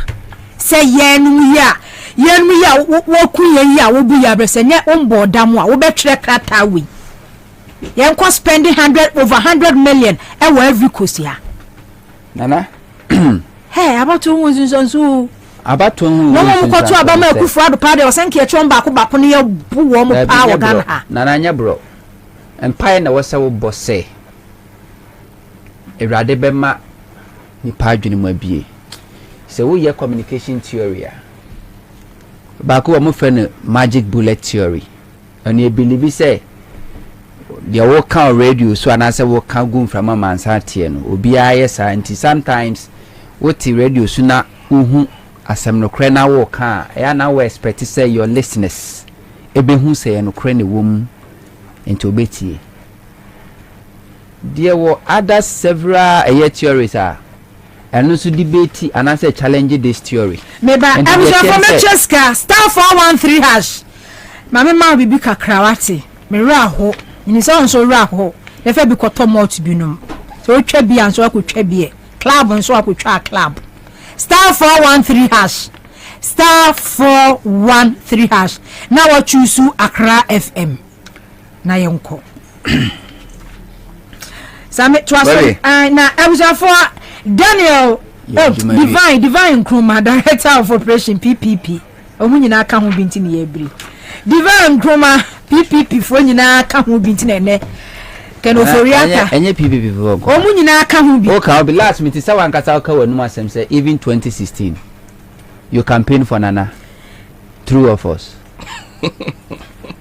mantuaba manko 2016 kwa mantuaba misasa wo toaba mankasa wa ka wanu asem say 2016 wo toaba but I've heard you here and now confess say 2016 professors for Kromunyawo o campaign professors for Kromunyawo yes are 7 for na asima make na yes 6 months was very building musa say degree do say na wabo ana masters do say na doctorate degree me say wako wanu asem o pese 2016 man catch o say wo so campaign ma ku man can be campaigning a politician Nana, you said it. Missy Sembi Hamukaya for a trim. What's it now? One toy, Missy and Sembi or trim Emma campaign. Oh, I have no cast as a Michel say. The Etra radio so I can. Who cry now can. Ubiti chira. Don't expect say win none who cry no. I don't know pass a it take you how many years for you to realize that 2016 now you were fooling yourself and I say you were fooled. Now they be I mean cause Jimmy for 2023 and Sana who said 2016 no be Jimmy. And it take another decade. I bet take obisu decade and someone will say yes. Obisu Jimmy. It take me 2018. I cry you were fooled 2016. Untonya na wo catch me say I was fooled. They be am tena ka say e Jimmy fu a ye di wo machi 2016. Me ka say e Jimmy fu achi. Yeah. To our selves. Entimpa na wose ebo say rade be manipa hunumu ne ntiase. Say ebra obre ne ntiatie mo aka no kra wo ka no. Nipa no beti wasese ye no kra na yemu na apenem nye se bi a woni ne political party nya adwen. Ti na de bia me kasa abato ehu nsunsuanso. Nsunsuanso e woni say okọ Ashanti region ne e kan wasema sana ye calling. Mahama e-blocks o si endodo no Ashanti region. Empuntu juma ho do e kan infrastructure physical e development and as infrastructure Mahama ye no. Dodo na Ashanti region. Hey yanti say MC yana DC class okwa commission the toilet there be because enema bi wo ha eye normal say you see toilet say the street light aba eye normal enti wonte say ye say you ti Accra ha inu asore na egu kwan so eye o community road na ya begu so eye normal Accra say community road be no akonsi akogu so asphalt and I say gogu so kota na a politician DC or MC or a minister or president or vice president no abegina say be commission community road say a tubo ho ama a nkrofo na a whole minister or a vice president or a president or commission boho debi tibonko so na yesade no enti Mahama kogina manhia bu akonta 2020 wasinana empuntu juma ya ni ebi ne ejana bia nka ho o to say bikra say janabia de enka any de assembly adwuma eno o sha say wo bobo adwuma no bobo adwuma ketia retri mampo water we e-blocks edujama wakani nyina edu na nado so no ana bujuma de aye bebre wantimi amobaako nemom o parody na soafo a wa appoint omom free Ashanti region edi komenhia ena na odihie mama na adwuma ye na odihie mama na adwuma ye Akufuado say we time for omo mpuntu juma because they voted against MPP 2020 election. Say voting so ne ready mpuntu dia busa won say Adentin Ashanti region mpuntu juma bia enkoso ho.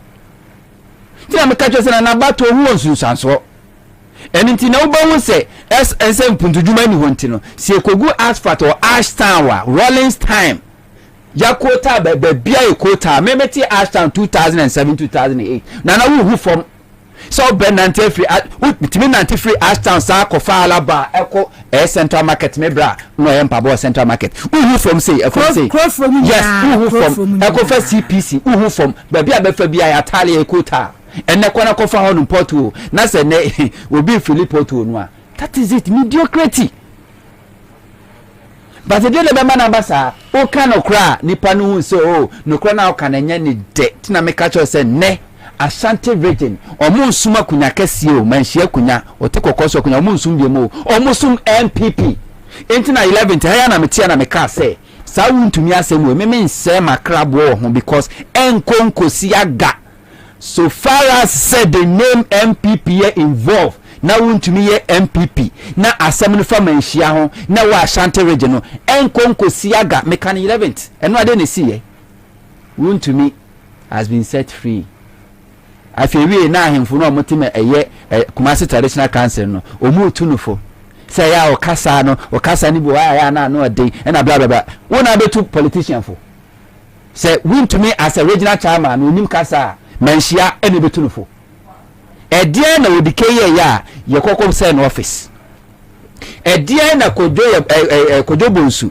e ka aseme no kan edie no ye na no amekwa no bi ekire mu say ono kura sa ni dwan no o man twa ne keke o moteti wo dwan no nam ekire abufu ano mo because kodobonsu ye katre ya kache se kodobonsu fra himfie indeed o fra himfie o fra ofinso o yo dehye now so because of political party or belonging NDC enti no man hwe sabre ne se kodobonsu na AC Kumasi Retreat Park o man hwe se kodobonsu na AC Kumasi Ketia Market o man se kodobonsu e na ehwe ma sabre 20 as 2016 na asphalt ne dey call Ashanti region o man hwe omo making sure say kodobonsu aye unpopular ye kese no e kese political party or belonging NDC de kan ho o manhia ene o mo ne odi kese mo go transfer info bi tagalam se achi yeso wa bomusuo ye kokko vandalizing office ye papa na ke pe no kuro di ke wanyane amankra ha enke kunu Ashanti region because yeso akoka se atia manhia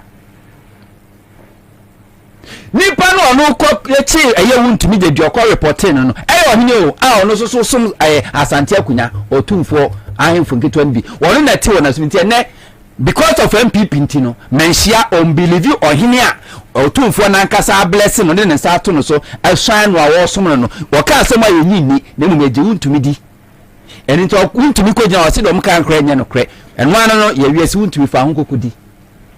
This what I'm telling you say the day Ashanti region behu say MPP a curse to Ashanti region now it's too late. Indeed MPP is a curse to Ashanti region. Say MPP a me come cho say Ashanti region kwana nim enka nenka Kumasi airport phase 2 nkoma wie ba NDC so any voter say MPP a me ba ho say MPP a enka ne Kumasi Ketia Market enka ye wie say MPP a enka Fari Hospital ka wie Senye MPP all the infrastructure hospital Mahama Shas market ahodo Ashanti ko awie but because of MPP ntino all these projects standstill.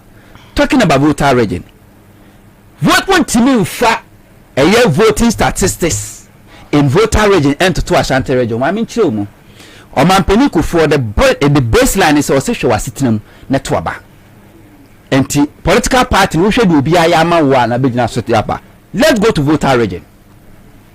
When they see university with voter region NDC Professor Mills, when they see airport to voter region NDC Mahama, when they see whole central market NDC Mahama, a very rice project when they call her NDC a farm place in those country and na war on my eastern region no munya electricity when I did electricity call her whole polytechnics when you see all this infrastructure one massive infrastructure. MPP don't have even single secondary school in voter region to their credit, but go to central voter region MPP don't have single secondary school to their credit, but we call voter regional we secondary school because be on that there be a Kwame Nkrumah person the rest were built by NDC. Water provision all of them were provided by NDC. And the same point to do soon when they to about making my catch and voter region are the wisest voters because omo 2016 the entire omo ya dey no me ya omo so and point to do my ya hwehwe no nya na de my entire de yen koto abani mo obi o ba yen to voter apathy. So they didn't vote against NDC, but what they did was that they did not even vote because Omuri said they were cheated. Meanwhile, who confirm all these political parties, they will be film. Yemfa MPP ni NDC. Yemfa ko voter the next time why I was a votarian to Obama MPP. When you all these deficits, infrastructure deficit MPP for Enyanwa, they have no respect for the good people of voter region. MPP tradition a fair votarian, some here inward looking people. MPP tradition and about Nyabeka 2016. Yakoto abaye voter registration exercise we ba omi abegina Ghana Lisa Hotel catch say voter range will discover 76,000 people are omi Togolese so move voter abonum electoral commission cast o ma prove want me approve MPP history ana Akufo-Addo timi bia na no adi aflawo hene no adi na tem say o see e-blocks no me nsi wie dia for sika go si ada na odwa amasu voter region and Akufo-Addo timi kokko gina mepe be bi enso yira fa nkrofo na wodi ahemfo attempting nsa benkum che say it's beginning from you, starting from you meaning some of the monto abama meda because they are about to na pede anka ha me maha. You have no respect for votarians. And so you punto juma MPP no akoka MPP be ka che so mo na me ya aflawo kwan na voter region is woni aflawo Jacob MPP's backyard is Ashanti region. Neka che me se kofo ba obaye adwuma che Rollins. Mampo akwani enso no nkro no ba NDC. Asta oyeka wasem krofo makom ye nyina ye Rollins. Until MPP backyard ye Ashanti region kwana, they cannot compare their infrastructure or development project to NDC. They can never. NDC is superior or Ashanti region, and it cuts across all the regions. And it's a votarians catch on one to Obama NDC. It's not because say NDC don't have superior record in voter region, but they feel say vote on the call, you know, and yet a soon put to join Umunya and so the Omukra Monto. Can that happen in Ashanti region? Mahama put to Juma Hodo year in 2016 in H. Ashanti region, Emma Mahama less than 500,000 votes. They gave Akufo-Addo 1.7 million votes in Ashanti region 2016. What they am finna say curiosity and the Ekuma Abokra or Peribiahu and it's the Ama Akufo-Addo or Yakani and to be develop Ashanti region. Mahama no see hospitals. Mahama no see market. Mahama no building rules. Mahama no electric park. Mahama no mansu. Omo to abetia Mahama Akufo-Addo buy ye no. 8 years in the way. Nana Chani 1 secondary school MPPS Ashanti region. Mahama built 14 e-blocks in Ashanti region alone. Chemi 1 secondary school MPP and Akufo-Addo SC Ashanti region. Chemi 1 secondary school MPP and Akufo-Addo Ashanti region. Aduchuma si won constituency. Aduchuma si won only the personal money akwa kusini sukua. No manager a government asset. A bind private school. Na dey. Aduchum senior high school. Ano dini di atoso, you see? Ano dini di atoso. Tell me one. Tell me how many district hospital or clinic or polytechnics are polyclinics are MPP and Akufo-Addo Ashanti region. Ghana Hayati, we major regional hospitals be almost seen that most of the regional hospitals were built by NDC. Rollins, I can say Central Region, Sunyani Hospital, Musiye, Uko Ho Hospital, most of them were built by NDC. Okay. And to Mivieno, then a person will tell and say, Sempuntu Juma, and will be at Tias and say, Sempuntu Juma, and the rest of the Tuaba, and Ka MPP, they don't deserve 1 vote in voter region. Sempuntu Juma, and the rest of Tuaba, and Ka MPP can never win election in Ashanti region. But in this case, Omomu Sempuntu Juma. Until I'm sure said the Mahama year in 2016, ye man less than 500,000 votes. Na Akufo-Addo nyashi. Ye de a abandon my Akufo-Addo betray 4 years. Ye ko 2020 election. Yet Akufo-Addo ko jina man share 29 pinpointed 1 infrastructure. Some Messi school way, Messi hospital way, and as a Messi market way. Ni na actually no 2020 election they gave Akufo-Addo almost 2 million votes in Ashanti region. Mahama vote appreciated for just 400,000 to later about 600,000. to vote almost at the increase kufu the vote on your it's even more than the dema a Mahama. Ninachino, yes, say we are Mudeka horse at the man until they not only vote, they rake in favor of NPP. Tinamekacho say Ashanti radio hono. Almost some man share kunyabimu, almost some MPP. Okay, Diva Mimra also na Yansha and Ra Jerry Bossa or call Parliament, DSC, and then before they call Parliament, and not this story about say for the past 20 years in Ghana Revenue Authority, I see do a budget 113 billion Ghana City 2023. 113 billion Ghana cedis into the abro so a 3 point target na budget budget rather budget omunya revenue mobilize ka taxes omuje nyina no 113 billion Ghana cedis for 20 years in the GRA enya says can be da and then tina ye hwe aba so say GRA timi enya says kawe last year adentini ye koba the VAT as I beto electricity so and then we call parliament is 2 years in inu oni oni a contract bia oni abani so we follow man we Reverend Amisha die nti yento aso mfio 2 years in inu oni contract oni state in the government the contract bia but oye Jerry boss yo medase na maminchi a wetiefo ne ahwefo so a mo hwen o internet ne so Facebook say nye honko a ebi mu YouTube ni de keka ho ntino mframam na asa na me ko Reverend Amisha Dan sem ne so no Jerry boss sem no me pese me metie fon so atensem akomenu bi so ai trendy e wo Ghana ase okay ai bia mani apaso kakra okay just last week mu haya last week Wednesday Accra High Court ma judgment bi na a landmark case bia na nkofo dodo no ani di akire na case no judgment ne ba ye no yentumi nka nkofo ntumi nka no ma kataso mu aso so because of nkofo ngasa jumedi a omwadi ene ne ama omaye wa ase ni ntomu ntumi nka wasem eno ne Dr. Papa Kwesindum GM Bank any Bank of Ghana a court nsem no so nim say abra ya revoke Dr. Papa Kwesindum GM Bank license no in 2019 no na akwako hia say ogidi say senia aban efa akwan so BOJ kwan so edi gu ne bank no na ohuni say aban afa kwan papa so e no digu bank no nti no no ankasa esimu pam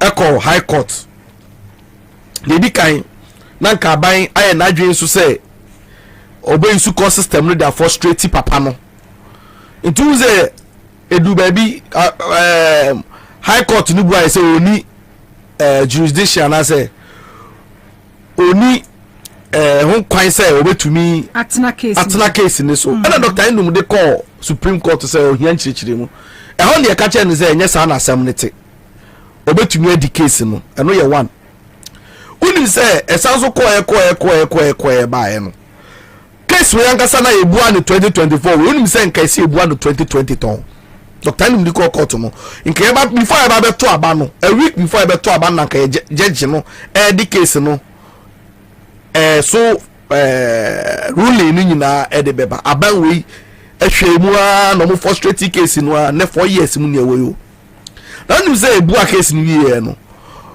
asemu a judge ni be kan say BOG enya fun so bia say we revoke Dr. Papa Kwesindum license eho na otumu sa banwe ankasa no che say wa bona kuma mu po trimu po say obedi boni asanso ayisu judiciary na asanso hanamanfo na president na almost settle ho no obadwin say ko nimo anase ko mensa na wa ha no ba wo ya ade discouraging crowd from investing in the nation say crowd dem sika ebe show mem ha say omu ebiebie nyuma hwe mame nka asem kire court case ne baaye no Dr. Enum de court no BOG ejina clause bi so say bank no aye insolvent na kire say omuni sika om de bom obena ne nyina no sika no akofom enti no behia say say close no se na be customers for itunim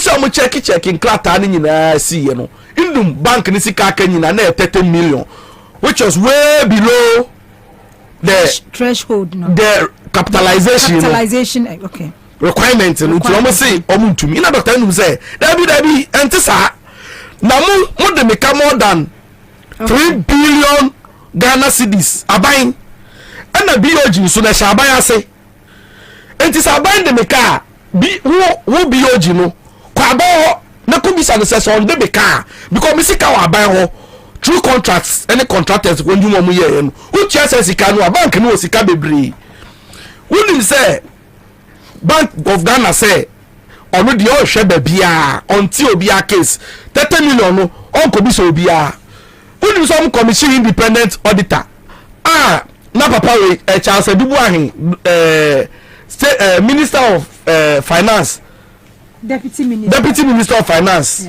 former who say commission or kanwa omo ya we akofa independent auditor say omo hwehwe Dr. Enum ene ne bank no books mu anhwehwe mu say sika na fa baabi ana say sika no onim so omo admit ampa say tio Dr. Enum claims now yes are binding the more than 3 billion no omo agasa independent no now they can confirm say so far no omo ya du baabi aban Ghana aban o e the bank nika 2 billion Ghana cedis say sika no up to now omuntu aye na ba ne say na wo di nipa ne ka no asa so chinchim na fa chire akakoka che ne say onu no emiti ni statutory obligations inti no who close the bank anu na ba bedu onu mo inti just this simple clause no inti ga judge any prosecutor ni omo mu defend BOG ni nyina no e ka Dr. Enum e ka say finance ministry de ne ka abind de ne ka say no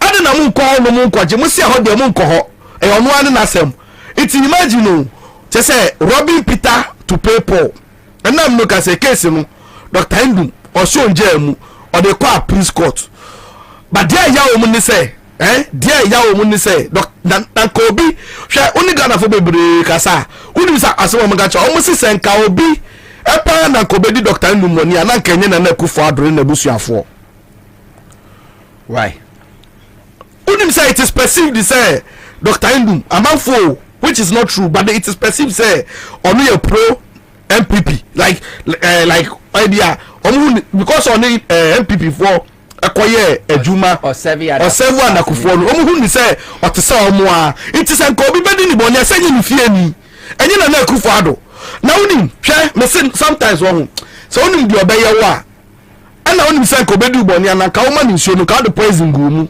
no wuye no me how akwa it say one kasa oba akofa yefunu na wo fa yefunu awie na odwe hu say akola yi oyi ni ntontwiri ana o aboti ana so wo na wa hwe nyame anim say nyame nipa na mewo na wa wo akola na awie na akola no benyi pa betete no aka 1985 no aka 1960 say yeah say kamini pa say na obeya nka 2016 na kamenum very say kami tunyi se ngu me aboti anja se muni pa se pa eka 2016 pa se kami ni se na ko ado aban wei obedi boni on hwe ni fan hwe benkum be week di say I'm telling you say na ko fado woni say time a Charlotte say kami ba Charlotte say so me ba time a Charlotte say em declare results here no wouldn't the first person that will issue statement Papa question I did give you credence to the fact to say Nana Akufo Addo ewini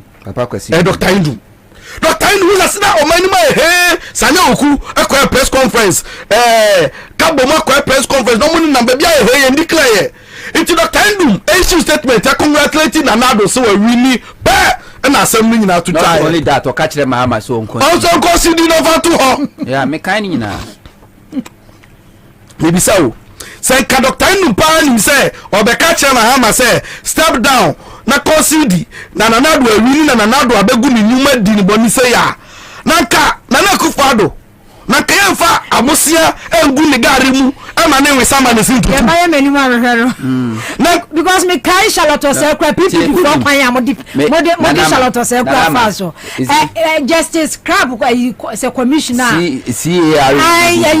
PPP ni no okokaka say no dey say some dey say na mo president ku for na ya hwibom obi ti say divine there you see nipa bi awo integrity no so we trust sana ko hu say o sana pemo a o ba be ka say o misai man twani ye opacho divine on several platforms including my platform amanyesem obuko to dwe apacho because 2016 divine single-handedly oko demonstration one man demo against John Dramani Mahama said no so can no so onim tina de bia me kase na na bato hu wonsunsanso na bio unsunsanso we die me wi da o time be ma 2014 I think 2015 2016 PPP for koye program of Western region me kokoko buy me tina divine kam ene buy divine hu no ha no nya so otia na make am divine no no okọ divine officer so sin studio ha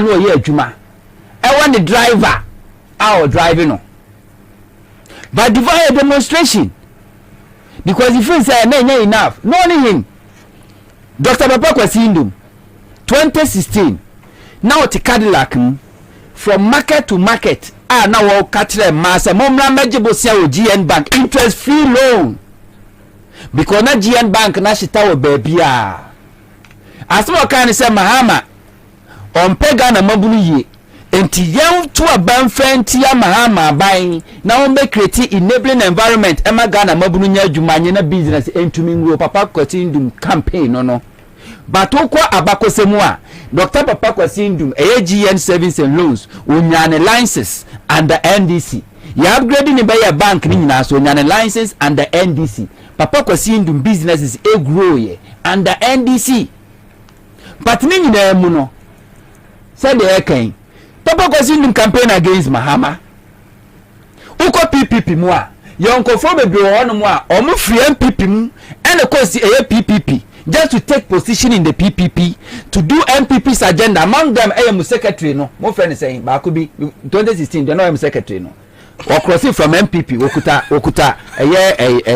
nodding name kumutala mo yes we MPP ni no cross the carpet enti na ye MPP for do one across the carpet omo chese omo adane omo ho join ye sia ba ko omo friend say sia eze kofi sia kofi asamwa all of them the MPP anom ko she Papa Kwasindum ho using PPP to do the agenda okay MPP ba ye no ano any reduce Papa Kwasindum GN Bank no yes I reduce no back to savings and loans and so one yes I revoking the license Papa Kwasindum Goko security omo canter nipa na so omo kuto omo commerce so over 120,000 yeguni nyina entene Papa Kwasindum oko rice production Papa Kwasindum was investing Papa Kwasindum even kra no na Papa Kwasindum ba be si assembly plant American Cars GMC no we be see assembly plant no maye Papa Kwasindum na first politician in Ghana wadi tundra campaign Ghana. PPP is the first political party in this Ghana. Oko officer na ye grass nko we nya twene boy ni grass nko I don't know modi but now the thought say Oliver Twist asked for more and enough and ne Papa Kwasindum just say abotia no man the stadium the sports stadium we see kran from us out of first half pass as a stadium no so oko for Dr. Papa Kwasindum as at 2016 now the workers is over 3,600 na no crowd ya say adwuma adane kawura the workers over 3,600 ya antise Dr. Papa Kwasindum edna adwuma for kada na so ne all these jobs were created in no a background zero Papa Kwasindum say you Ghana ube mwa Papa Kwasindum Ghana then how you say there be abato onsu so now because obi so betom from adwuma to kawura so say Papa Kwasindum onye adwuma bi oye kawura omo ba ko mo sa ka kire ne say the entire bank ni gu ye on say Ghana for sika ana odi akobie bank America eninti ena ntwaye money laundry ye say twa yoko for papa kwasi ndum ka kire me say me boa papa kwasi ndum ba Ghana bia o so ko yoko enti antini nka bio tinana ye to ba sa keke where is my kenyinaku the Ghana Bank of Ghana kwana nsam bodo don so cinema kenyina kutokro bia me na kwa na bank na gu no ubo say bet capital where is he no way where is Mansa Waterbell my kenyina ku yare o elo yare hwe oh ni tikwa na yakere ni kwatwi mu anka bade sanko wu the last time obi hu ko da kajo ka tem say my kenyina kuti one completed building mu o say the property say one lego wodi fi lego hoko eye Medina sada ma paint red bait capital ya jini nyina na say atu ese what one completed building no insa wam young go and to no we de makenyina kuni do no je kra won ko ba won to one completed ni ti aye ni say won ko je nka ba di sanko wu for some Ghanaian businessmen before 2016 omi mekuta Ghana economy and now is Dr. Kwabena Dufo na me de say Dr. Papa Kwabena Dufo was about to won su so Amwabin Mumika Dr. Kwabena Dufo NDC and Dr. Kwabena Dufo yes 2014 when the economy was facing challenges under Mahama ye catch us as a former governor of Bank of Ghana finance minister ye consensus we NDC ni bra wanko but Dr. Kwabena Dufo first time in the history of Ghana was joining Mahama a stage so all campaigning for NDC and Mahama a choice about to won so sometimes you have to swallow your pride. Now say time changes and I tell you say Mahama when election these banks are who collapsing most of them besa revive or besa because they know how to bring them and they will make sure that they will succeed and then you want say PPP say moye and then before they say PPP 2020 ye koko ye adwuma walmina baby station manoma station no Benya building na we mu no e won na PPP enso so office wo PPP omumoto say awake na so yakwa no PPP was asleep ya tum enya adwuma and the PPP national headquarters wa salam down ya sisa they say the TV station and say mo office no hima yo hima and say mo TV station in there Kawasem. Nana, about those now they will say somebody like Papa Kwasindum. Bibia Nanchen. Sometimes I know a mobile. Minim so na common in the radio, but na me mobile.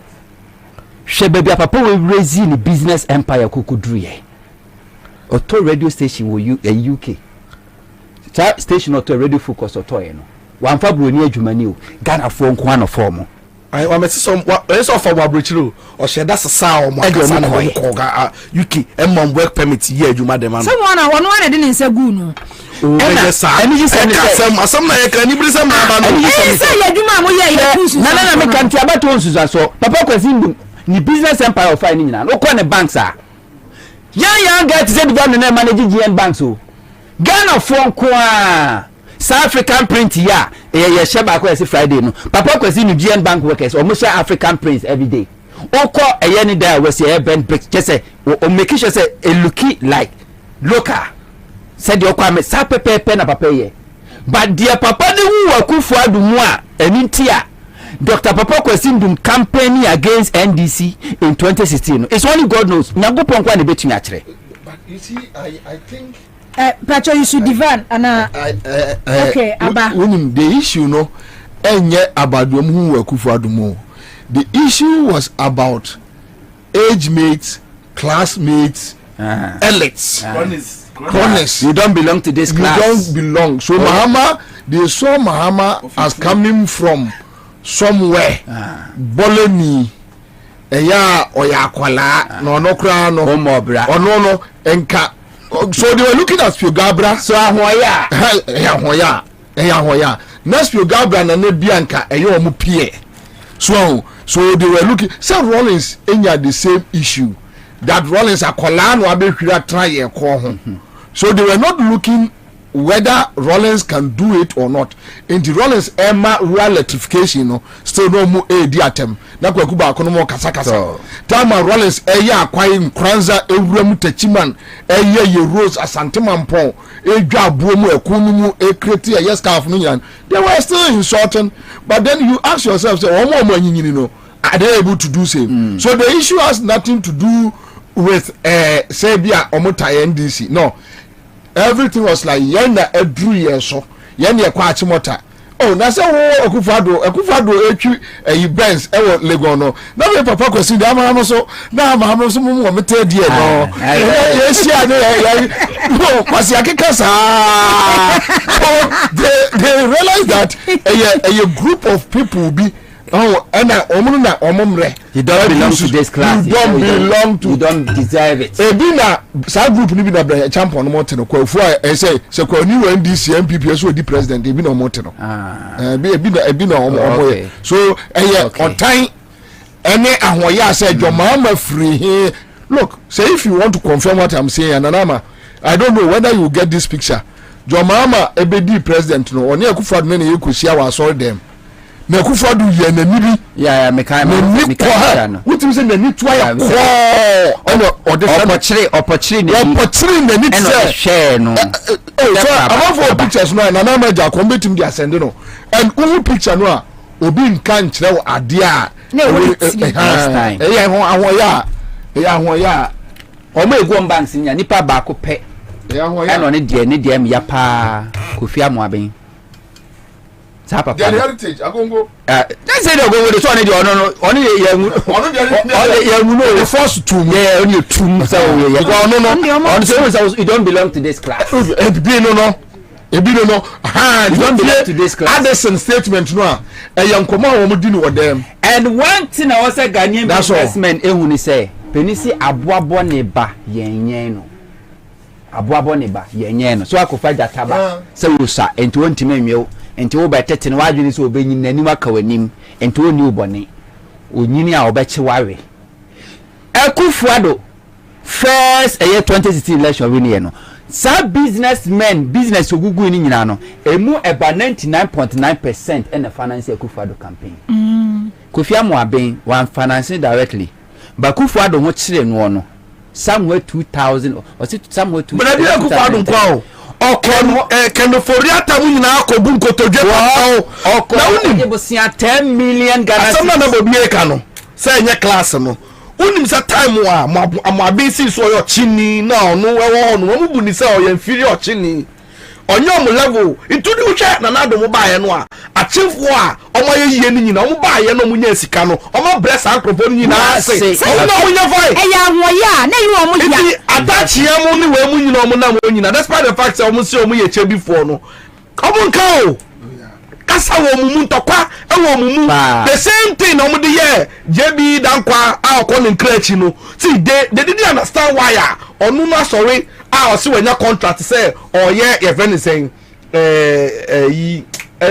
Commander Sugar Factory sa plant no ono assemble the contract because ono osu ehunu unim so bia u fi ni kro mu bia oni omu embo na under NDC Commander Sugar Factory contract JB Danko no come yes or ye be like you know because we say it was based on competence intimo omu hwe so una obetumi aye even that time na JB Danko no finance MPP and these people didn't want to give him credit no more person mu bebuno aboabo ne ba yenyen no all these businessmen are yakula to business 99.9% and the finance Akufuado campaign almost here adwuma mo kan papa no a mo kan papa no a global haulage alaje dem the Royal Bank the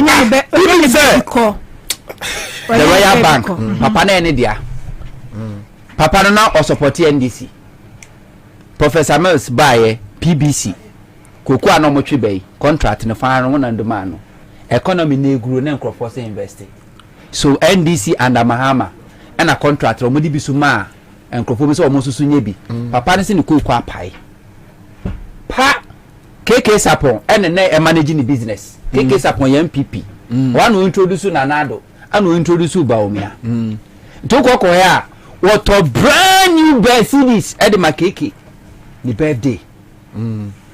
After Papa Ansah be no krom kotokoli foni na. So na do man Ghana. Ano catch him says abe kwani nim say aba na ye kwa akoto no November 2016. Catch him so mum vote against NDC. Yeah. But November na anto no na Papa free mo. Onu so topic house 120. At the MPP.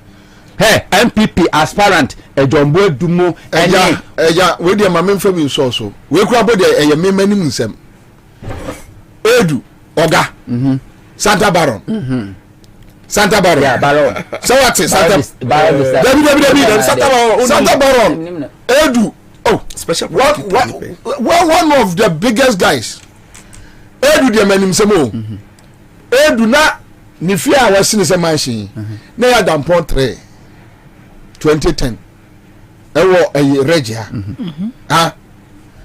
me wa sempa pyramid house na Edu me na sata me tell range over me da no me adi range over be fa me say we ya adwuma ema Ghana Fire Service akofo time no man tua ne kaneska no aba ne interest no ko be 25 billion to was remia semi links amemwa no to we dey manim samo Honto give and take to captain shot a million tenten no. Ena ye wewe mu atamos time no mutimi tue scan man no. Ye na ma Edu be ye Edu. E okroma. Edu ya me yonko pa. Me ana me de eyi larodogbe ne and kankan ma dun kankan ko duro no nko se me kire no. And kankan mo parijai. Eni a mesisa boys kogu wo justice anai Mrs. Abwesi, oh, ni fie na World Cup 2010 ye koda ye chese mene no anuafo a ye tena. Wo de tie. Yankomra na eyi Samuel Okune ye friend say nyare jojo no mkotigu no so na afi no that was around 2013-14 chese wa ye NDC amena ye wanya na foforo.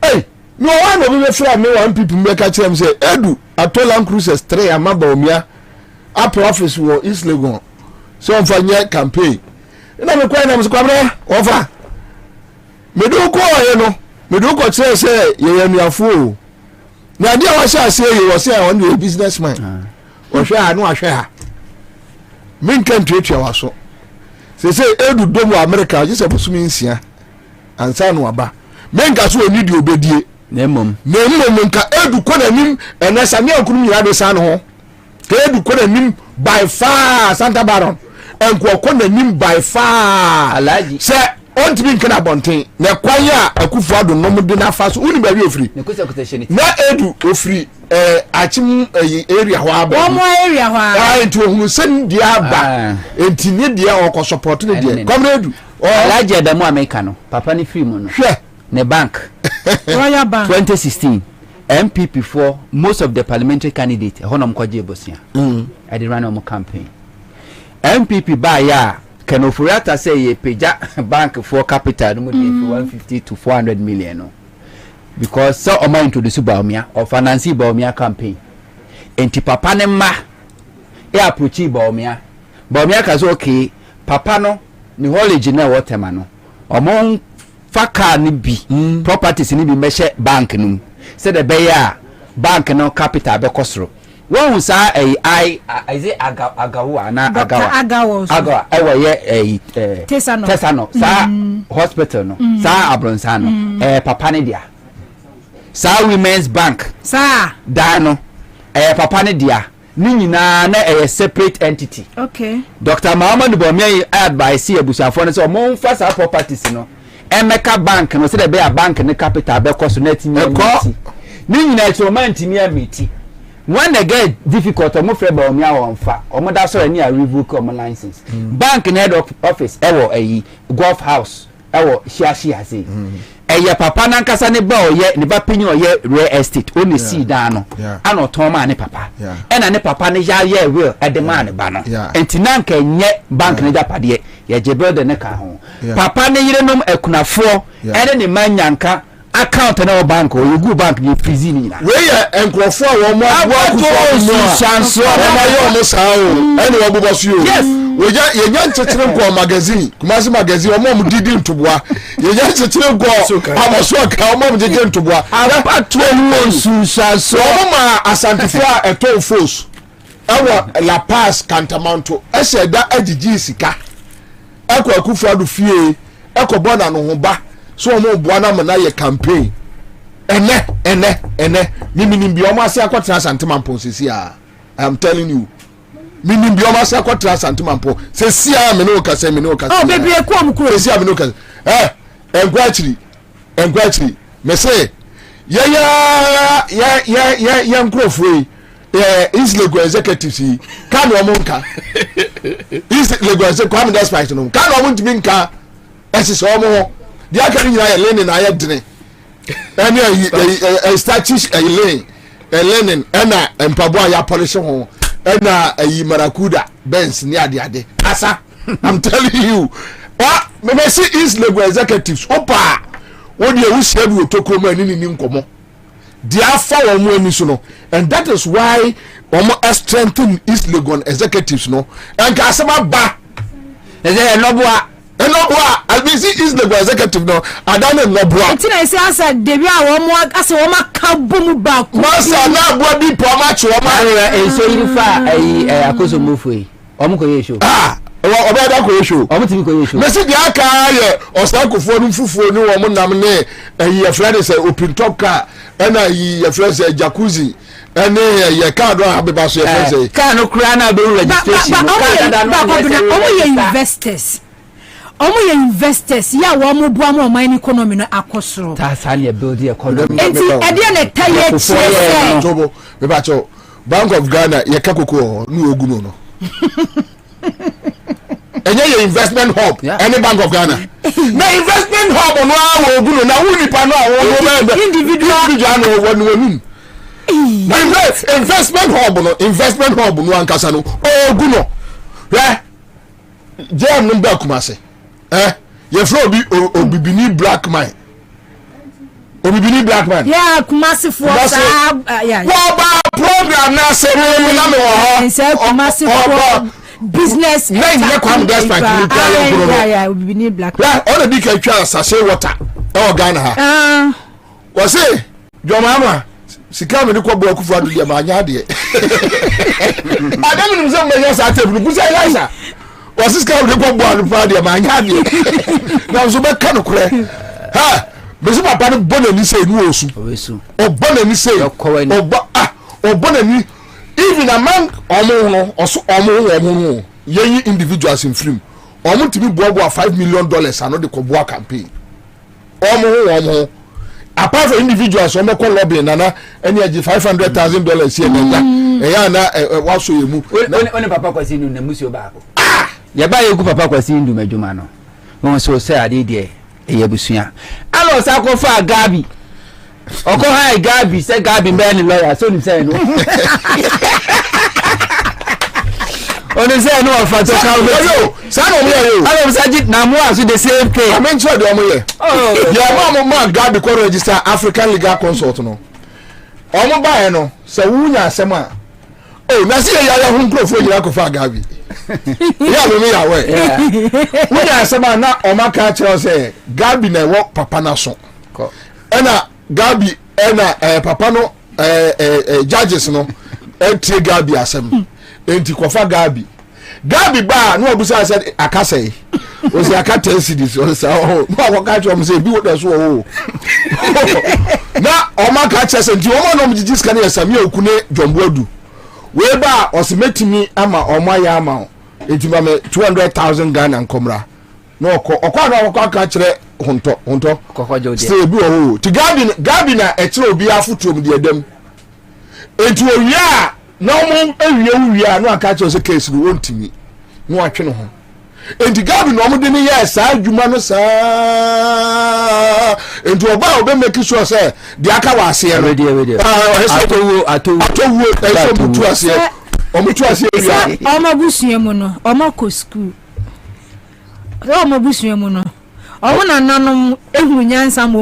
Omu school na mo koye no. Omu school na mo koye na echi. Omu ko school. Papa kwasi ndum nyuma no ma bi no ma bi sen. But unim say so omu school na mo koye no nyame adomo a. Meme ndai. Ano me JB Dankwa ne fa na JB Dankwa wawu. Ni fa na obismen fadi ni ba kon san ma.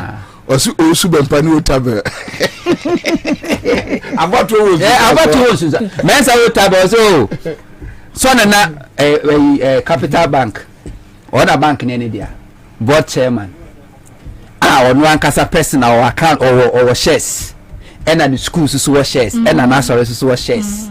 Also, no bank management is so simple. Where the money is coming from and where the money is going. And this it was so simple. Yeah. Where the money is coming from, where the money is going. But and then people, you knew where the money came from, but well, who may be a scam for? Oh, we got a TV now.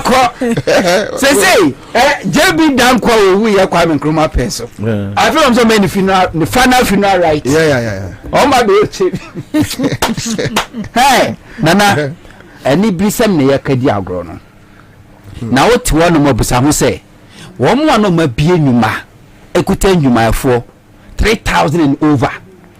Dr. Papa Kwasindum, this government took less than 2 years to bring Dr. Papa Kwasindum down. It took them less than 2 years to bring Dr. Kwabena down. It took them less than 2 years. Makenyunaku, eye Kufia Mwaben, Sheso Bia, was we jare, Anopa, with him. Or the perfume guno home or receive be okay and no receive call or receive requires ya better to bank near palm work. Unim say maybe say banks nankasa mu close branches no unim say sia okwa any data bank branches yes unim say data bank no more branch ben we say ade na doctor no mu ye go coast na no mu outlet na yi no mu original branches after we home office omu gu ni we ye no omu gu banks ni bi gu ye we especially UT bank ni de ka hono omu branches ni nyina no omu convert baby ono pen no hwe location here okay man no convert ni nyina to data bank and enterprise. Let me add this information. Even various banks no votes are almost say akwa di yoku for no. What we are hearing is that a lie.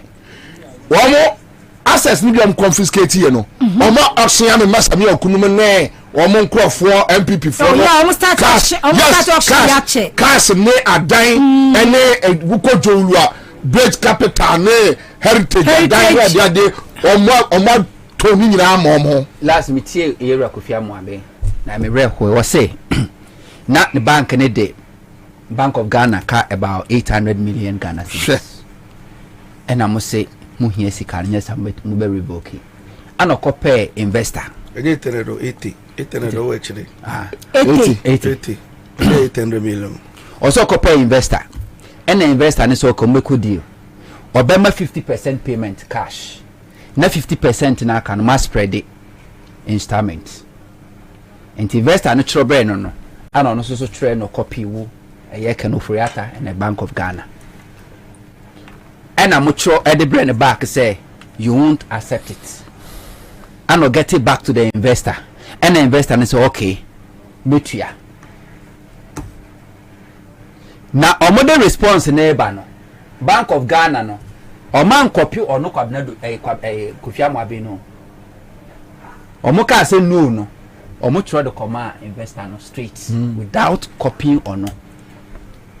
To him hoshe and power sorry we original hwehwe ni mu obepie and o receive call say workers no ko do adwuma ho no aposifo age ho afa that taking over in office one the personal office kra no he was not allowed to go to one kasa ne personal office impose impobia meja me boxer short to be wa me kwa kofa just like that Kenofriata Unu se na na partners wodi na di nkomo wa friend say chia no say oh me say to say omo begu heritage bank na me boss e wa ha na your rich me ba ha meeting be around 9 me ne Mr. Ansah 9:30 me call back to Rich. Ona me boss I frame say me inside mra. Me buy na your meeting ewo na ya Christmas be your meeting wo China embassy in China embassy in staff meeting staff deba na poku ewo ho. Yes. Enti be say ba na ho no na keno forata afre alaja gongo ni na di nkomo bisa se na what to say ne ma what to say obia what to say blood pressure obia what to say say because we are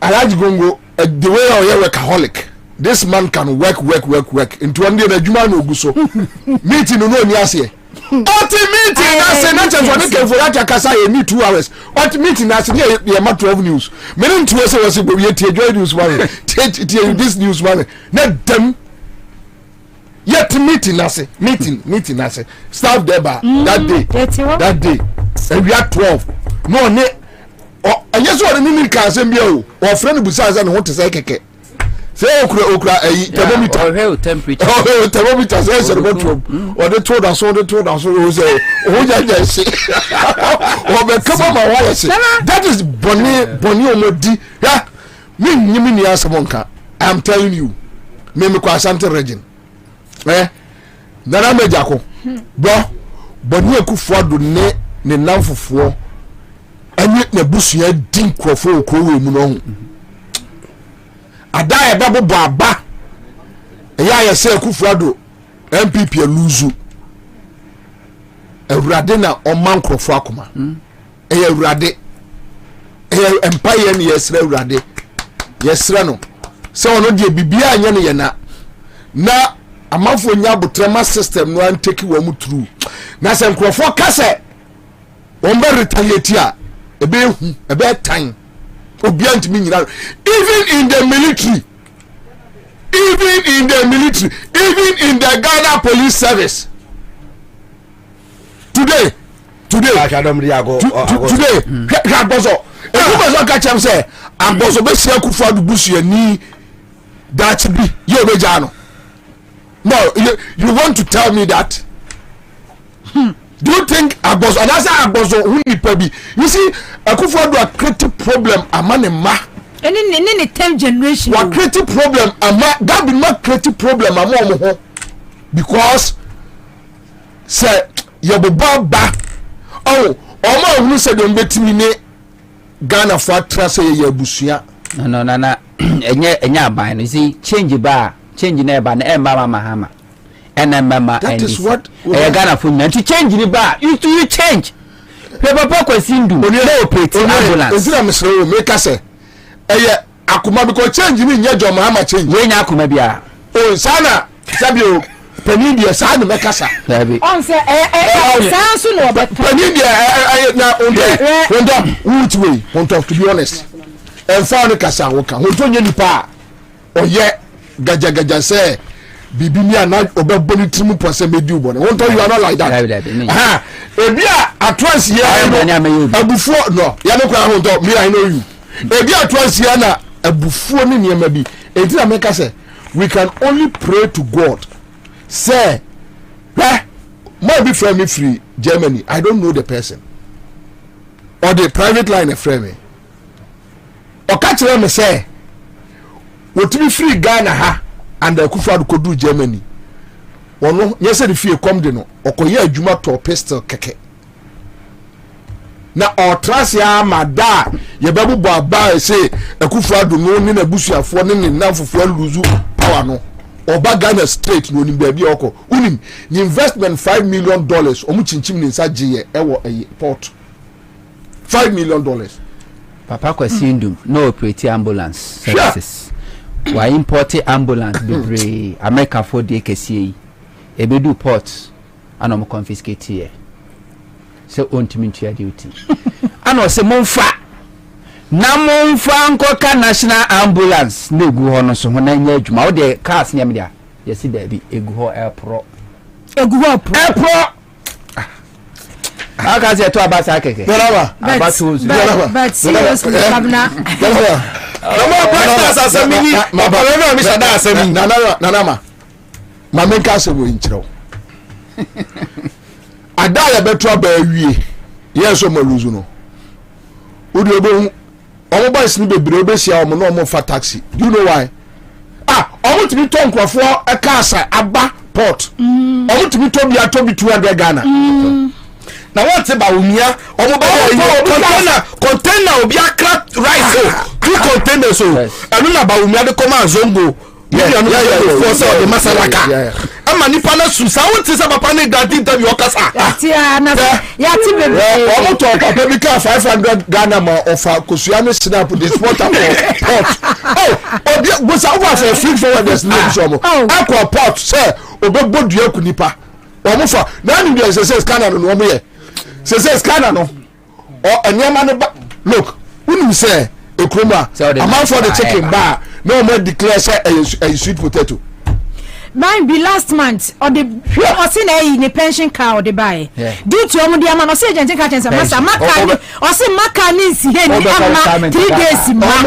Yes on ba be fa. On be call retirement for Ghana. Na agent catch say masa be fa car ni fi be fa. Mama fa wiwe nana miraba. Na sempe.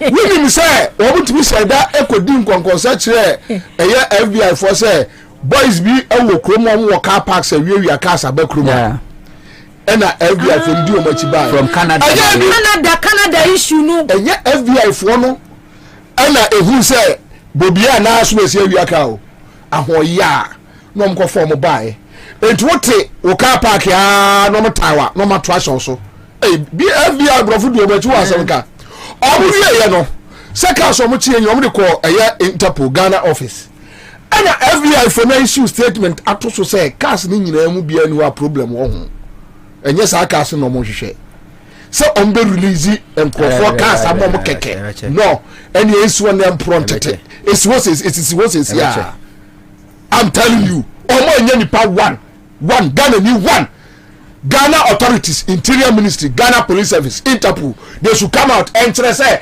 FBI for buy no Ghana new way and no chain no de ko e yo mo ko prosecute no and guarantee na not one almost issue statement that all those cars they don't have any problem with those cars any issue be omo de omo enye ba Kwabena kan we nyina say President Akufo no preside this anema we nyina no you see after 2024 continue fia Ghana constitution as protect this about oh they protect me adai empire ne ebe say be protect no e protect no adai obakwa yase obakwa party obamu ne mabe ya ne mabe ko ba bia kama David mu yabe obi abe kama na oh the make millions they say abatwo ewo consequences and consequences no udru kubasikeje tia na smell ho a omonya omo share mama meka de ni ko hu yeah mama Kwabena what chef are you lavender we lavender central market efaketi ya Dr. Mensa ho ko pizza edumo so kubasi ye nipa e beka say what this figure where did them what this figure and can anima be dinachi what from you see asima hon talk about the central market one no baby a road the kwan mu hon mu nya adane market center they say second phase na see let me tell you this ekunfifo wanche wa hene no almost say your friend say Atames ya the central region na Mahama emwa wo mo about one news aso but one since aso e dey na aso dey na yati enti nana me dey me nana wo kon me kan tie for say JB dan ko wu ye no me ye hwe say ene wa hede mu bia ni ho a ya wo ye nanso so abusia for say after several years na me adomu a eye Sunday we February 4 abodam se and aye JB dan ko na yi twato ebe ko so for penny fie e chibi enti Akufo-Addo imbu sebo Mr. Yo post ni na nkasa dro boost immune system amani pedua na hoden shonko abemu yade kwankro bia be so so dwo ho onye no phone apemode a ne pe imbusable mesha wo hwiri ni wa pro yade agu wo hwiri ni wasi wo hwiri na wo kwa wadwuma so imbusable mesha busu Ghana ha ba bia ye ton no bia obenya bia to bomode afre 0246 208496 0246208496. After Top Choco chocolate spread, you know. Top Choco chocolate spread, yeah, the fat bread in and your chocolate ultimate this when we are there to this and your cocoa, pure cocoa, and I dear. After Top Choco 3-1 chocolate drink in so busu just so cocoa, milk, sugar, doing here and so she. 81 friends 0243 033 033 Greenfield Scientific Herbal Clinic on Guaragon Last Stop Estate Junction. Greenfield Semen Kancho Sawa Yari Safi and Ho. Bryce Soja Capsules Obani Bema no more. Wakasa who se wisipi no wasita. Bright Garlic Plus Capsules so garlic yet no woni pediuma ho den kwa. Your ambulance this moment for when you are about to 500 Ghana cedis pet. Ebehwe Greenfield Scientific Herbal Clinic. You on Guaragon Last Stop Estate Junction. 0243983906. Abeya fasida enkoma Aya Herbal Industries. Aya Herbal Industries. Edu papenie. Aya mango. Enya bema wokwa ne ko. I just say Aya mango no Aya firm so esiesie oba pa wo volunteer and yema koye di maw afenso improve x no ema wankasa o conceive I was say reproductive system no esiesie mu ankasa ti wonyem ane se wonyem wo babies fine Aya men flow bema se ofrase wo dwunso ne bi kekem wo dwunso ne ne ma ya seta ye ya bacterial infection bi in anti-inflammatory bibia bomode ape Aya men flow udun so wa de ni pebia no ebebesen ko Aya men vital eno nso no o se improve sperm mobility afenso